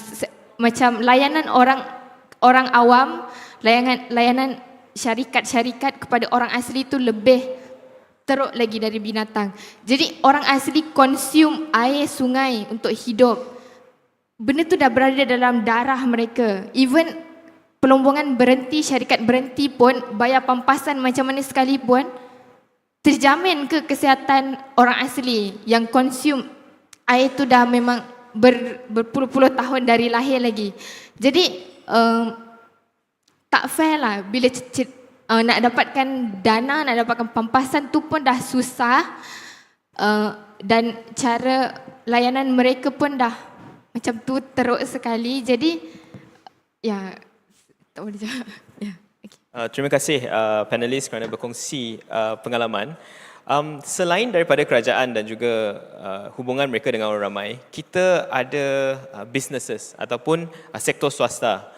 Dan soalan saya seterusnya di round kedua kepada Arul adalah how could you provide more insight on how the themes of climate crisis, business and human rights are connected, and why is it important for businesses to be implementing these things and paying attention to youth voices in the region? Kami just released our new report. You can go to our website klimaactionmalaysia.org or you can just Google kami JET-BHR. So our report looks into the intersection of just energy transition and business and human rights. So this comes at a critical time when we have already the NBA out, the National Baseline Assessment on Business and Human Rights, and also the NAP, the zero draft of the NAP. I think this is a perfect timing, and young people, you guys can access all these documents. They are free. You can use whatever tools you want to contribute also to the zero draft. This is where your input matters right now. And I think there is a lot of, this report really comes out after we saw the National Energy Transition Roadmap that the ministry came up with. And we saw there's a lot of gaps. We talk about economic incomes, we talk about how much money, how much trillions we need for transitioning from fossil fuels to all this energy transition to renewable energies. But the human aspects lacks in this document. So this is why I think this lens of JET-BHR is so critical. And I think when businesses pursue climate solutions without considering human rights, without considering the protection of environmental rights, we are repeating the same patterns of exploitations that we have been doing over the past 100 years with fossil fuels. So I ask you, what's the point of transitioning into this energy transition when we are still using the same systems, same structures of exploitation that we have been using with fossil fuels that has killed our earth and our people? So what's the point, I ask you? It can be renewable. These power energies can be labeled as renewable, but are they responsible? And we see issues like rare earth mining. Rare earth mining comes at a critical time with energy transition now. But they are killing the people. We are only talking about one example in Kampung Klai, but there are so many other examples across ASEAN region. We see Indonesia as well. Even Malaysia, to run our electricity in our country, we still rely on coal that comes from Kalimantan, from Indonesia. So how are we weaning off from that? Do we want to still use the same system of exploitation in the next few years with this energy transition going on? And we also see a bunch of renewable energy projects like solar and hydropower. And with hydropower, how many kampung orang asli already affected by this energy power dam, destroying so many forests? Like the Nenggiri Dam, it will swallow like 100 hectares, 14 kampung orang asli villages underwater because of this hydropower. So we are transitioning into this new energy, into this energy transition at the cost of a small population of people. And why are we willing to negotiate that? And we also see solar, for example, solar issues. We want to have more solar energies in the country, but we are not looking at who are affected by the solar powers. Not only it's taking land, but the people working at solar plants. Has anyone ever asked who are these people working and how are they affected by the hot weather? Our report highlights how the workers have to stand in shoe melting temperatures to run these solar energy facilities. So why are we not looking into this? And I'm also concerned because a lot of young people in Southeast Asia are now already affected by the climate crisis. And we are inheriting the climate crisis and also the transformed economy with all these energy transitions, right? But at the same time, we are always excluded from this negotiations room, from these consultations, not given information enough for us to participate meaningfully. So I'm very glad whenever there are panels or there are consultations or there are working groups specifically that highlight vulnerable groups and also young people, because our voices are not enough there. And the excuse always used is that young people do not have enough knowledge and information. So then give us that information, strengthen the procedural rights for us to access those spaces.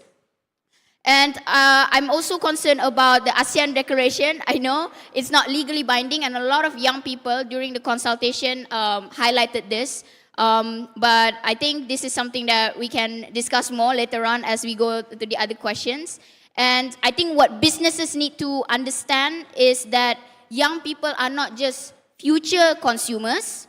We are not just future workers, but we are also active stakeholders today, right now, bringing crucial perspectives in sustainability, in innovation, and also social justice. And this is why I like the just energy transition discussion with young people, because not only we're talking about shifting to renewable energies, but we also talk about addressing the historical injustices that have happened before all this energy transition. So we are addressing all of that, not only switching energy sources, but also addressing historical inequities and making sure no one is left behind. So this is why I love talking about it in youth spaces, because I think we have that same mindset when we talk about just energy transition. And one last thing is that businesses cannot achieve meaningful climate action without youth perspectives and also human rights principles. Don't you just get goosebumps listening to Aro? She says really all the things that we should be demanding and we should be bringing up to the highest level, and I thank you and we're very, very proud of you for that. Speaking about conferences and meetings, this year is actually a big meeting, a big way for Malaysia to show Malaysia's leadership. We are the chairman of ASEAN for 2025. And that leads me to my next question to Arif, where it is important for young people to know that Malaysia is the chair, but what actually needs to change at these very high levels for policy solutions to be applied effectively across all ASEAN states? And maybe you can share a bit on Malaysia as well. I think application to the ASEAN state itself, admin would provide a better answer for that. But I think, I guess the integration of young people or young people's voices is more just like to take our voices more seriously. And I know we've said this multiple times, and I think a lot of young people already sound like a broken record. Like, just take us as equals, right? We might not have as much knowledge, but what was mentioned earlier, I think what Eliana mentioned earlier is like, and this is not the same in any way, is we have different ways of thinking and we might apply it in different ways. And so if we don't involve young people in this process, then the solutions that you create are not robust, right?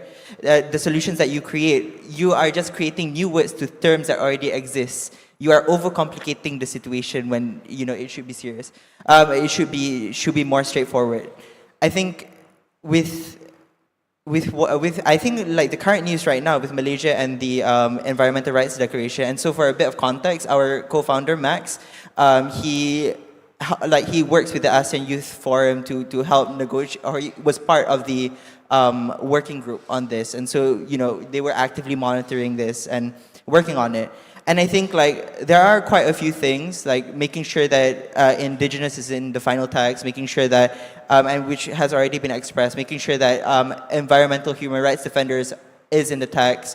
And actually, you can go online and search the People's Declaration, if I'm not mistaken, and you can read through that with exactly what we want to see in that.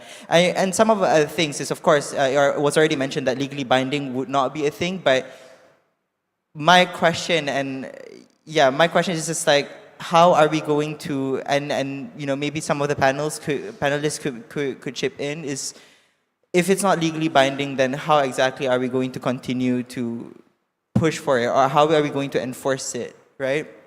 And maybe, later, if we could have a chat later, but I think there is an importance of making sure that it's binding, but it could just be me taking a more conservative approach to it. But I think, long story short, with Malaysia sharing ASEAN, or how can young people, it's quite a big question, but I think how can young people be more involved, or what needs to be done is just, first and foremost, just take us as equals. And then second of all is, in what language are these consultations being done? What previous materials are given to us before the consultation? Like, for example, Rupin, right? Climate change bill, sorry. The climate change bill, not enough, to be fully honest, not enough information is even there. Like, it's just a rough framework. And from what we see, it's like mitigation heavy with no emphasis on proper climate justice, right? And so, and you can see this all the time in conferences, in negotiations, like a lot of times observers or people who are on the sidelines, even though they want our voices and knowledge, we are not given proper information beforehand. And I think treating us as equals and providing us with that information will help us, to provide meaningful feedback, meaningful engagement, and not just merely come to the meeting and might not have as much. We might not be able to advocate as much, or we might be able to be shoot down because, they're going to say like, oh, it's actually in the text, but we weren't given that information beforehand, or given like a brief that is so long that we aren't able to sift through everything through and through. And so, yeah, I think that is what needs to be done. But in terms of the implementation, I have no comments because I genuinely do not know. Yeah, I think Arif is really banging the question of the connect between international documents and implementation on the ground. We probably want to see certain things that are very important that have been inserted in the text and inserted in our local legislation, but because we don't have that access, or probably is not given that access, the youth are struggling to be able to put in meaningful suggestions that actually can change a lot. Speaking about meaningful suggestions, we like to segue to Lisa, where MYD just recently concluded the COP29 postmortem. Can you share a little bit of the results from that, and maybe take us through, in 2 minutes, some things that you have learned and your organization has learned? Okay, before I answer that question, maybe I'd just like to add on a little bit on what the previous panelist has shared. So I think sometimes when we look at the social aspect of like, when we talk about like addressing climate crisis, like we think of social aspect as like an add-on instead of like an integral part of it. So we need to change how we look at that. I mean, not just as like businesses, governments should look at it in a way that is very key in terms of like when we are proposing solutions and all that, making sure that all of our like rights are safeguarded. And I'd like to also add on that I think in the climate space, we touched a lot on climate justice, just transition, right? But I mean, at least in my personal observation, we don't see human rights in COPs, such as COP, right? So I think there is an interconnectedness between these three, I would say, three thematic areas. So like human rights would be setting the foundation for this.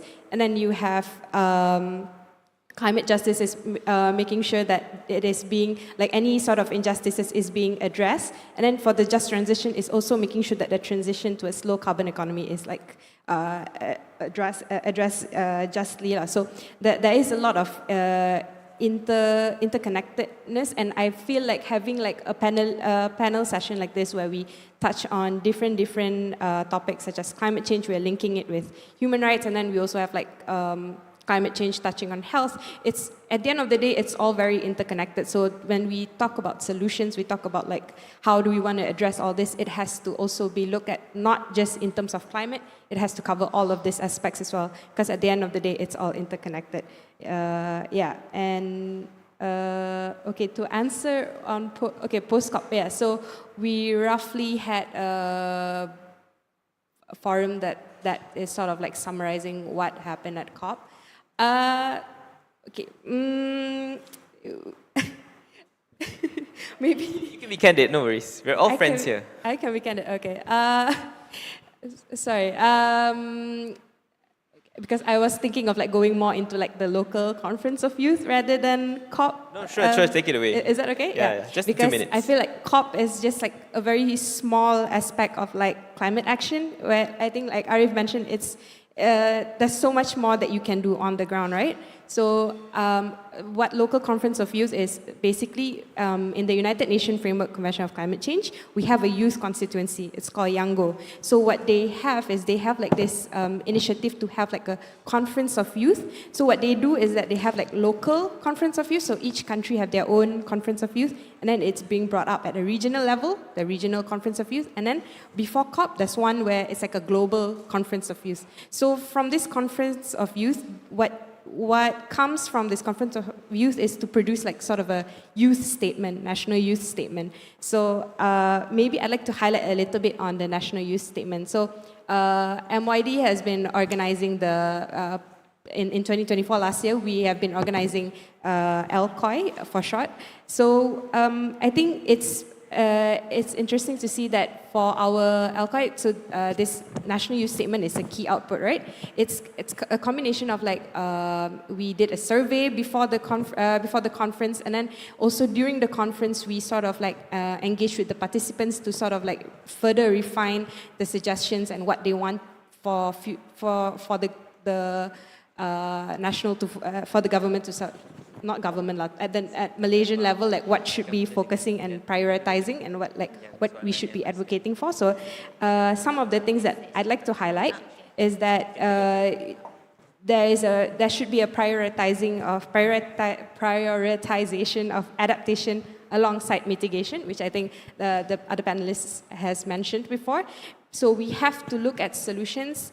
One way, it's all interconnected. We have to look at it from different aspects. But also, when we are providing solution, it shouldn't be like just solving one problem, one solution, one problem, one solution. We don't have that time. And climate crisis there's the sense of urgency, right? So when we look at solutions, it has to be, okay, we suggest this solution. It has to be like touching on like several different problems. So I think an example of this would be adaptation co-benefit. So when we are talking about reducing greenhouse gas emissions, how can we also at the same time build climate resilience among communities? So it could be like mangrove restoration and so on. And then secondly, it is to protect and restore biodiversity. I think as everyone is familiar, Malaysia is very rich in biodiversity and natural resources. So there should be a focus on conservation efforts and sustainable land use practices. And the third one, so the list is quite long. We would like, if you're interested to read the report, later we have a community clinic session where we can share with you the link to that full report. So one more is just to touch a bit on collaboration for knowledge sharing and resources. So this is sort of like fostering partnerships between different stakeholders to share knowledge, resources, and best practices. So why collaboration is important is because that we are making sure that the solutions being provided are scalable, it's being inclusive and effective, as well as leveraging the strengths of different actors. So different actors have different strengths. Like maybe I would just roughly say like youth have the energy to do so. I mean all of us here are doing this on a voluntary basis. Like that is using energy, and it's on a Sunday morning. We are using our free time to do this voluntarily, right? But there's also like when we're looking at like businesses, they have the money for it. So collaboration can sort of like, we can sort of support one another based on our strengths and in a way make it more effective when we are looking at these solutions. So when we look at like the key actors in this, there's 3 layers: the government, so they set the policies and like develop and implement these policies. And then the private sector, where when they want to transition to sustainable business practices and invest in green technologies, they could also collaborate with like other youth or any grassroots civil societies to ensure that there is an inclusive solution. And then coming from a civil society itself, I feel like civil society is a key actor in these spaces where we do lead advocacy efforts and we raise awareness. And one of the things that I really like is that we get to hold decision makers accountable. So we are like, there's a check and balance in this process. So also, lastly, it is to drive grassroots initiatives and community-based projects.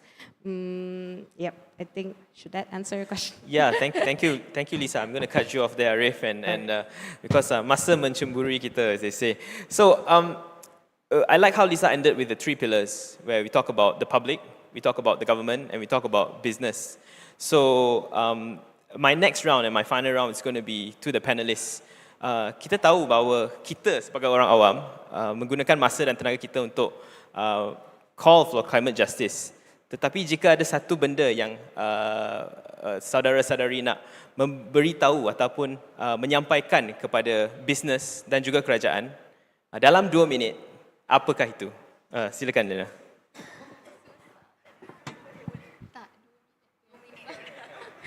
Okay. So macam yang kita tahu, tabir urus iklim ni involve semua orang, bukan setakat satu pihak saja atau pihak atasan saja. Dia kena involve semua orang. Jadi penting untuk include lah grassroots punya voice, terutamanya indigenous people macam saya, macam community saya. Jadi apa message saya adalah sebenarnya semua ni ada solution dia. Senang saja. Senang untuk orang asli. Sebenarnya disebabkan tanah wilayah adat kami masih tak diiktiraf oleh pihak kerajaan, government, semualah state. Itu punca dia kenapa syarikat selalu datang menceroboh, tanah kami dirampas. Ini kesan dia sekarang. Contoh saya ulang baliklah seperti Kampung Kelait tadi, kita nampak jelas dekat situ adalah kelemahan takbir urus itu sendiri. Jadi solution yang pertama adalah iktiraflah tanah wilayah adat orang asli. Itu yang paling penting untuk kami. Sebab tanah tu memang sangat penting untuk komuniti orang asli praktis semua cara hidup mereka, dan kami memang dah sebatikan hubungan kami dengan tanah tu. Dan yang kedua, mandatorikan salah satu prinsip iaitu free prior inform and consent, FPIC, yang dah ada pun dekat UNDRIP, dalam UNDRIP. Apply semua urus takbir bila berkenaan dengan orang asli, apa-apa urusan sekalipun tolong ikut prosedur FPIC, sebab semua ni akibat dia daripada tiada FPIC, tiada prinsip FPIC di-apply kepada komuniti kami. Jadi sebab itu kami merupakan pihak yang paling terkesan sekali bila melibatkan tentang perubahan iklim, krisis iklim macam tu. Jadi yang ketiga, berkenaan dengan pelaksanaan lah, implementation. Itu sangat-sangat kita tahu benda ni adalah sangat lemah lah. Jadi tolong sangat-sangat kerajaan tolong kukuhkan pelaksanaan, kuatkuasakan undang-undang dengan lebih ketat, jalankan tanggungjawab lah sebab untuk komuniti orang asli kami punya undang-undang sebenarnya undang-undang dalam perlembagaan persekutuan dah memang jelas tanah tu adalah milik komuniti. Jadi tapi tak ada implementation, tak ada tindakan yang serius untuk warta tanah orang asli. Jadi message saya adalah tolong laksanakanlah benda ni serius untuk lindung kita punya dunia global, semualah planet kita. Ya, itu message saya. Terima kasih Liana. Aru? Friends, we are living in a time where civic and democratic spaces are shrinking. Last week, 10 of our mahasiswa friends from UM and from other universities were called by the police to give statement. And as we speak today, our friends, our comrades in Indonesia are getting arrested, are protesting on the streets with what's happening in their country. So, I ask you as young people to step up. This is the time, like I said, now you have access to information. This is the time where you participate in consultations. Now we have the zero draft, we have the climate change bill, we have all sorts of bill on local levels as well. This is your time to participate. No one else is going to help us. We will need to step up and help ourselves. And this is why also intergenerational connection is so important. You also need to ask previous generation to step up and help us. Okay? Intergenerational issues, I know it can be really difficult for you to be always the youngest person speaking in a room, but that's where change always starts and that's where change happens. You need to ask, you need to demand and step up at the table. Do not be afraid, and it's always going to be uncomfortable, and what you have to do is to learn to be uncomfortable. I think all of our panel here can agree that we have always been that youngest person in the room. We have spoken to ministers when we were just starting our advocacy for the first years. We were talking to commissioners on UN level and all sorts. But what we did was we pushed through, we speak up our minds, we talk about our issues on communities level, we document our issues, and we bring it up to them.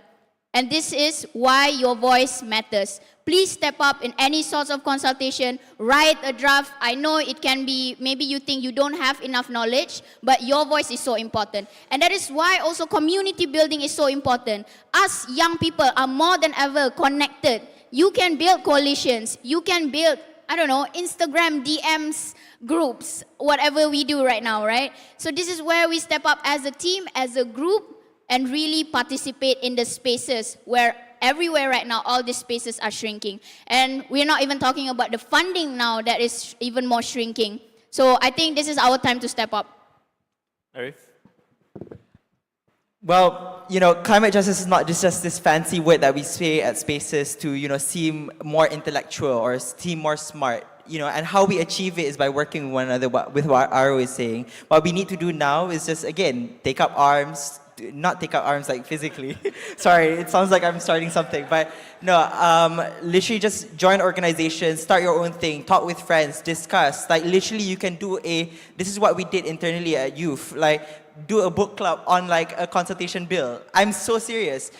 Discuss, because conversations are a catalyst for change. When you discuss, when you talk with one another, these ideas spark and you will start to do something. And my message is really, first and foremost, is we have to expand on who has access to justice. When I was in Geneva, like the main question, like the main idea of our topic was about climate litigation. And I think like as we expand more on environmental rights and more mechanisms, right, more platforms. So for example, like what was mentioned earlier, like we can complain, we can go to courts, but who has access to lawyers? Who has access to the portal? Who has access to internet? Are the people who are being exploited going to fit within the boundaries, or will they have to jump through hurdles and hoops or whatever for them to be actually have access to justice? And then how is the remedy mechanism itself? How will the damages done to them be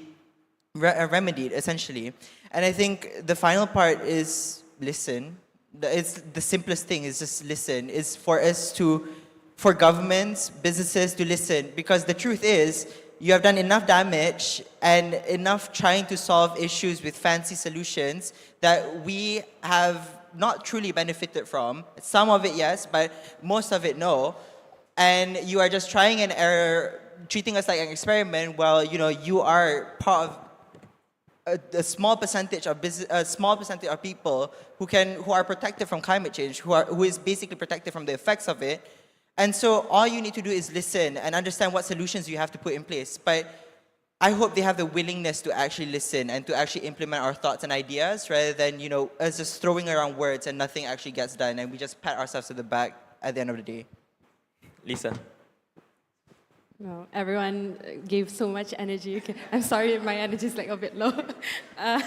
So I think for governments and businesses, I just like to say collaborate.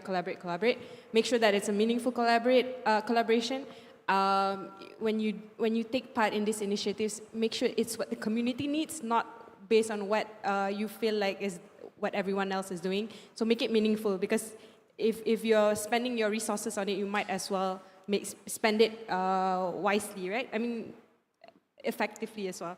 But I think I'd like to give out a message for individuals. I think in terms of climate action and all that, regardless of your background, if you're not doing environmental science, environmental engineering, or you're not touching on environmental at all, you are on maybe your background is health, maybe your background is accounting, finance, whatever. There is always an entry point to sort of contribute towards climate action. So, and if let's say you are someone who's very energetic and you are someone who wants and likes to join these protests, if that's your way of doing things, go ahead. But if you feel more comfortable with being behind the scenes person, personally for me, I'm more of a behind the scenes person. That's also okay. I feel just identifying your strengths and what you can contribute, and don't limit yourself just because you don't have the knowledge. Knowledge can be learned. It can be, I joined this space for I think around 3 years ago, but I actively joined 2 years ago. And if I ask myself 2 years ago the same questions that you're asking me today, I'll be honest. Can I say shit? I'll be shitting my pants. So I'm sorry. So yeah, knowledge can be learned, and then especially now with AI and there's so many tools to help you out. So don't be disempowered, be empowered. There's a lot of tools now to help you feel empowered, and there's a lot of organizations, there's a lot of people, individual people who are very inspiring. Reach out to them, find those that you feel connected to, find the things that you feel passionate in helping out. So yeah. I think. Thank you, Lisa. I think, Arif, Just very quickly, I think something that I've been meaning to mention since just now is that when we look at climate solutions, it has to be intersectional. There's so many moving parts, and so things like there's things like gender, the economy, religion, land rights, of course. There's so many different aspects that we have to take into account, and so when you're entering this journey, you have to understand the different intersections. Because to be truthfully honest, even governments have a problem with understanding how there's intersection between the ministries itself and how we develop climate solutions. Yeah. Thank you, Arif. I think the key themes that I've probably taken up from the four of you: collaborate, listen, voice out, identify your strengths, probably find your tribe, find a way where you can also be part of the solution. And I'm sure later after this session, you can reach out to the four panelists. Please help me in giving a round of applause to the four inspiring panelists for today. It's such a privilege for me to be here and moderating this inspiring discussion. I hope this conversation can continue. And just a shameless plug, next year, actually 2026, the youth age in Malaysia will be reduced from 40 to 30. It will come into force next year. So we will have a greater amount of youth, and I hope this energy can continue. Currently, youth under 30, 15 to 30 make up 27.6% of Malaysia. So hopefully next year, when the youth age is reduced, we will give more platforms to youths around Malaysia dalam bahasa Melayu, dalam bahasa Inggeris ataupun bahasa ibunda masing-masing untuk mengemukakan pandangan, berkomunikasi, berjumpa sama sendiri untuk membaikkan isu-isu yang penting berkaitan dengan perubahan iklim. Itu saja daripada saya. Terima kasih dan semoga kita berjumpa lagi.